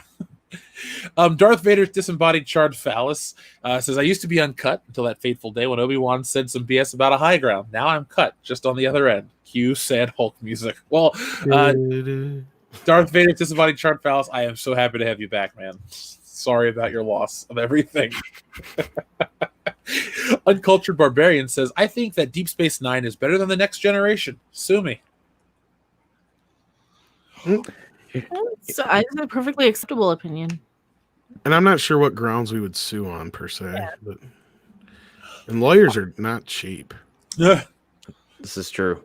Mega JD1, this is what he had to say regarding Favreau saving Star Wars. Favreau is a great filmmaker, but I still feel he dropped the ball on the Mandalorian or the Mandarin in the Iron Man films. Afraid to establish the mystical threat to the technological Avenger. Favreau tried to ground him in realism like Batman Begins did with Ra's al Ghul by having the Mandarin's 10 rings be a terrorist group with 10 factions, each led by someone. Who is he talking about? Favreau had nothing to do with Iron Man 3. Yeah, it was. It was the guy who liked the nice guy. Yeah, Shane Black. Yeah, sorry. And he didn't write it either. So not that I know of. Well, I mean, to be fair to Mega Jetty 1, though, they did establish the 10 rings as that in the very first Iron Man film, but I don't have any issues with establishing that. I think it's where you fall into problems, and I don't even have a problem with that part of Iron Man 3. Like, I get the joke, the Mandarin was supposed to be this evil guy, just some actor, and really it was... I like what they did because it's funny, but I understand those who are upset about what they did to him. But I mean, they also established that he's not the real Mandarin either. So Yeah. I mean, you kind of get best of both worlds there. So I mean, I understand where Jeffrey's coming from though too. Yeah. Let's see. Makini90, thank you very much. Sends in a fox emoji. Thank you very much, Makini90. Batgoat says, High Council action figures? Yeah, I'm a buyer. One day, but I can tell you that there'll be High Council trading cards before there'll be action figures. So hopefully you're as excited for those too. But yeah, down the road, I would love to see High Council figures. Wouldn't you, Tom and Mecca? Yes. I want to be a figure. I want an accessory of a riding crop Mm-hmm. and a guitar. Maybe a sitar. Nunchucks. Be epic, man. You guys should do it. Somebody should maybe it'd be crowdfunded. Well, I have a listener, Salvador, who he has a channel. He just hit 1,000 subs this week. It's called 2 Cent Toys. If you guys like toy reviews and stuff, check it out. But he's been it's called kit bashing, where you take other figures and piece them together to make WCBS action figures. He's working on them, so I'm excited to see what he has. Well, he made them for his own whatchamacallit, his channel, his show called The Boardroom. With a couple of big Fandom Menace supporters. So it's kind of exciting to see what he can do because he's really good at what he does. That's cool. Awesome. Let's see. QLex81 says, the Baby Yoda doll looks like a bald Furby. Also, the 90s had Vanilla Ice action dolls. I was a little too young for that. Wow. I don't remember Vanilla Ice dolls. No. I remember Vanilla Ice. I don't remember the dolls, though. I wouldn't mind. Oh, John didn't finish reading, I guess. Oh, okay. Here, let me go back. He went on to say, the Mandarin's 10 rings were a terrorist group be a terrorist group with 10 factions, each led by someone wearing one of the Mandarin's rings, showing they are his trusted lieutenants. The Mandarin is the Joker to Iron Man's Batman because it's magic versus tech. I'll hold off on calling Favreau a savior of Star Wars until he does more than one good show about and forgive my harsh skepticism, a knockoff Boba Fett. Well, you still have the problem that Favreau still didn't direct part 3, so or have anything to do with it. But again, yeah, I mean, I get your point overall. It is what it is at this point. There's nothing they can do to fix it, really. I mean, other than they have said that there is another Mandarin out there. So it depends on what they do with it. I mean, Iron Man's dead, folks. Spoilers. Mhm. Oh, shit. Let's see. Headcase Laboratory, thank you very much. He says, the problem that I have with the way Spider-Man is portrayed in the modern era is they always want him to be a kid instead of the adult who battles with being a hero, struggle to keep his job and dealing with the daily drama.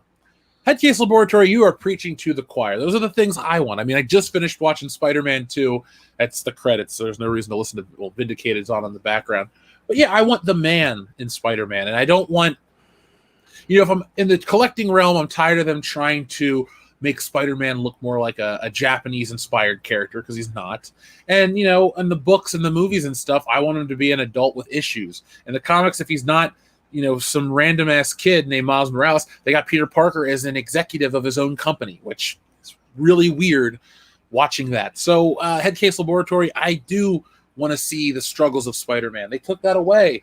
They took away all the struggles of all the MCU characters after a certain point in time. I kind of disagree though, because we've had enough movies with him as Spider-Man already that I don't have such a problem with seeing him as a teenager for a little while.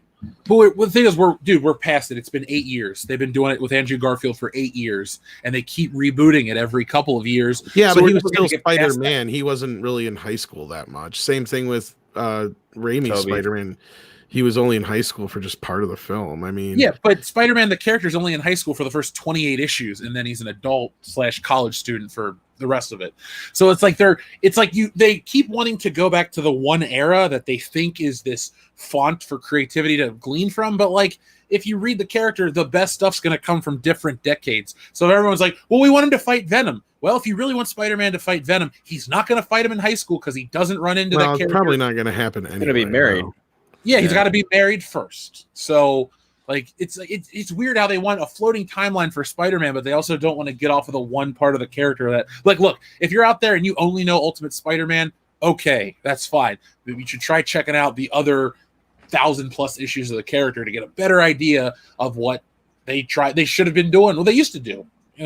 Yeah, Spider-Man 3 sucked, but the first two aren't bad, and I'm not going to act like they are because everybody seems to like Tom Holland all of a sudden. Like, he's fine, but we've had good Spider-Man movies beforehand, so.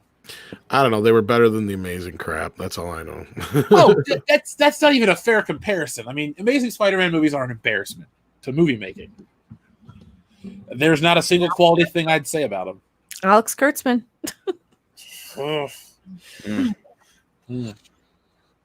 I mean, I didn't like the second Spider-Man as much this time in this MCU one, but I mean, I like the character.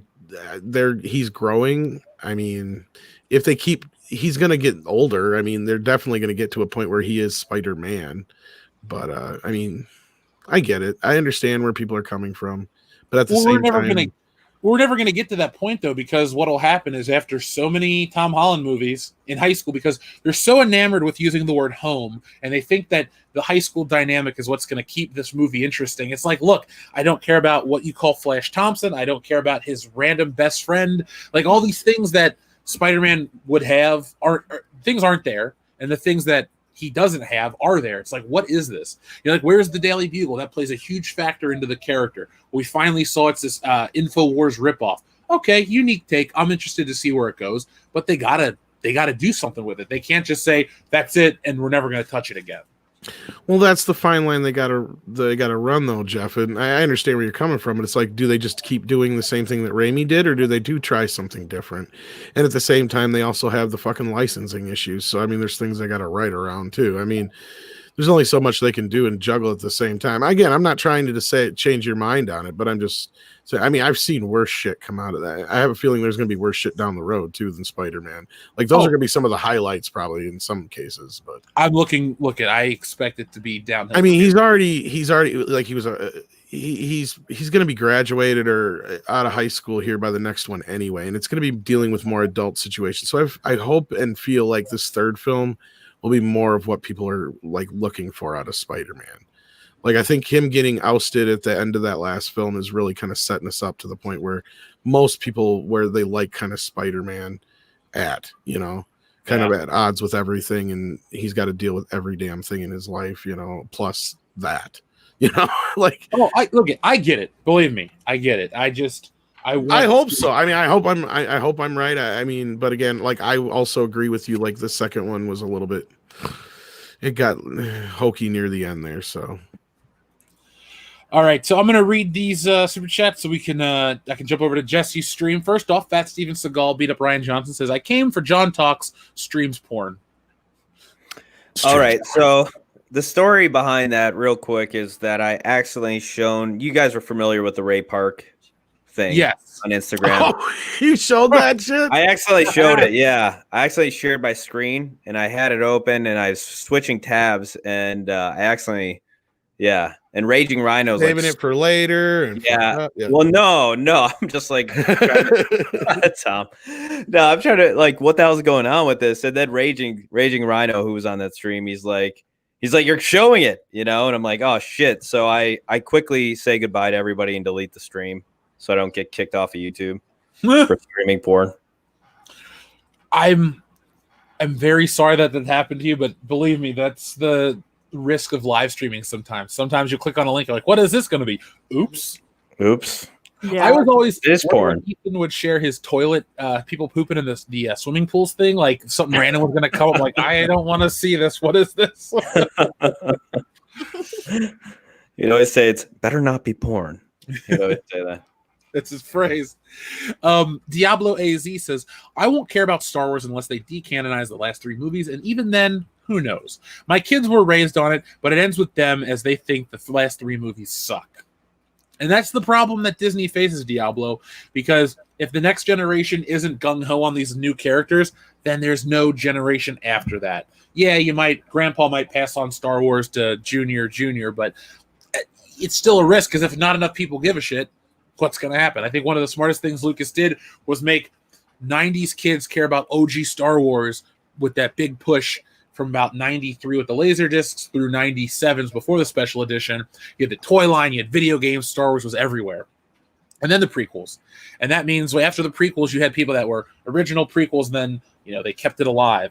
Without that, without keeping the Star Wars brand fresh in generations' minds, it just goes the way of Twilight and other things. Yes, Twilight's a terrible comparison, but what is Reylo fan fiction? Just Twilight, so... Now, our friend Private Halo 117 is back. He must be out of the hospital. He says, play Star Wars Empire at War on Steam. There's a lot of mods for it, and it's more fun than what they have now, and the money goes to Lucas. I'm aware of Star Wars Empire at War. I've never played it, but if I had a proper PC, I'd give it a shot. He also says he does have a nice ass. That's what Private Halo 117 says. Private Halo 117 says he does have a nice ass. Well, thank you, Private Halo 117, for telling us he has a nice ass. Jeffrey Turner, a.k.a. MegaJetty1, thank you for your 2 super chats. First off, he says that he bought Enterprise Season 1 on Blu-ray at work for $5. Nice. Is that a good deal? Dang. Hell yeah. He also says that Tom Cruise needs to make the Les Grossman film. I'm with you. What would it be about, though? I mean, that's the problem with a character like that. I'd hate to turn it'll end up being like Evan Almighty. Yeah, it can't be that bad. Yeah. Our friend Adam Wofford also says, so you make the Wolfman the Invisible and the Frankenstein monster the good guys, and then Dracula, Dr. Frankenstein, the creature from the Black Lagoon, Dr. Jack on Mr. Hyde, the main villain. Yeah. Mm-hmm. I'll pass. He's got it. Yeah. Jack off on whoever, yeah. Whatever floats your boat. Thank you, though, Adam Wofford, for everything. At least you know what's up. Andrew Clark says, Glib Facsimile, High Council when? We have not reached out and done anything. We don't actually have our plans yet coming up. Tom and I need to get together and talk about a couple things. So we're always keeping every recommendation, though, in mind. We got to we've been wanting to do another international one or whatever. Yeah, very soon. Let's try to get that together for maybe September at the worst. Yeah, I've been bugging Andre here and there about it, but he's back at work now, so it's a bit harder to plan, but yeah. Our friend Snellworld says, can we get a new set of TMNT movies with real turtles like the first 3 movies instead of more CGI? God, please. That'd be the one first step that needs to be done. But no, they went and brought in fucking Seth Rogen. Seth Rogen. Andres Fernandez says, hey guys, do you know Hot Toys has 15 action figures in the pipeline for The Mandalorian, but only 3 for The Rise of Soy Walker? They know what fans want. Now, Andres, I think if you look at the high-end collectibles, they clearly are not going to take the risks that, Hasbro does with their cheaper mass market stuff. So always pay attention to what sells in the super collectibles market. That's why, 5 years ago, they were doing Back to the Future stuff at Hot Toys, and now NECA's doing it. So, yes, it's not a surprise, though, that The Mandalorian has all these figures in production from Hot Toys, because you have the first armor, you have the Beskar steel, you have Baby Yoda, you have, IG-11. There's just tons of characters you can glean from that. All the different Mandalorians. All the different Mandalorians, there you go, I was going for characters. So there's tons of them that they can glean from that. It just goes to show you, though, where the interest is. I know people think I'm a broken record when I say it, but seriously, folks, what they make figures for now are what they know is going to be popular. They can't take those risks anymore. Omegon32 says, Hail High Council and Jeff. The Alpha Legion bends the knee. Warhammer 40K, buddy. Oh, don't bend the knee. Don't bend the knee. I've been trying to work out a couple of things, and I think it was Az, Heel versus Babyface, who's the Warhammer 40K guy. So when we do our Jeff Learns About Warhammer stream, he's going to be basically, I'm going to try to work around his schedule because I'd love to have him on. So thank you, Omegon32. Don't bend the knee. Longtime listener and friend of the channel, Mark C. says, Jeff, do you collect the DeLorean Hot Wheels from Back to the Future? There are 4 of them. I have 3, but I'm missing the hovering one. I do collect them, Mark C., and I think I actually have the hovering one from part 2 where the wheels are on the bottom. I do have that one, and I have a couple Hot Wheel DeLoreans, and by a couple I mean probably 30 or 40 of the dollar ones I just kept buying. But I don't know what ones I'm missing in terms of the 4 unique ones, Mark. And then finally, our final super chat of the evening comes from Obi-Wan Kenobi, who says, I had the high ground. Well, it worked out, dude. You kind of beat him. So, guys, we've reached the end of the show. Pretty much exhausted all the topics. JohnTalks, where can we find you on the internet, man? You can find me on my YouTube channel, JohnTalks, and you can also find me on Twitter, J_T_Star Wars. Thanks for having me on, Jeff, Mecca, and Tom. Really appreciate it. It's always a blast. Dude, it was great to have you on, man. Yeah, it was great being here. Thank you. Mecca, where can we find you on the internet? I am here. I am over on Midnight's Edge After Dark, and then of course my own channel. I have lots of videos I upload every day, and I'm doing a lot of late night gaming streams just to kind of have some chill streams because I think people are enjoying the more happy content where we're just playing Wheel of Fortune or Fall Guys or whatever. So check those out. Those are a lot of fun if you just want a chill stream. Tom, where can we find you when you're not sleeping for the 1 hour a day? You can find me hanging out on Midnight's Edge After Dark, here, there, and everywhere. Friday Night Tights here. Thursday nights I'm on Comics Division. Oh, Christie's channel on Saturdays. I do so much stuff. I don't know what I do anymore. We did have one more message from Omegon32 who says, only to the council and Mecca. Okay, fair enough. Then. Then I respect that, Omegon32. Folks, you can find me here on this channel. We have a video coming out tomorrow. You guys want to check it out. It's fun. Got a little Baby Yoda in there. But yes, for those listening right now, we have quite a few of you here. Monday, Wednesday, Friday is what I'm going to try to do for the new schedule. Go back to the old schedule, actually. I thought things were different, but with YouTube keeping certain things away from you, I figure if we pump it out at the same time, all the time, you guys can't forget if we're there Monday, Wednesdays, and Fridays. So, folks, thank you for watching. I'll be back Thursday night with the podcast as well.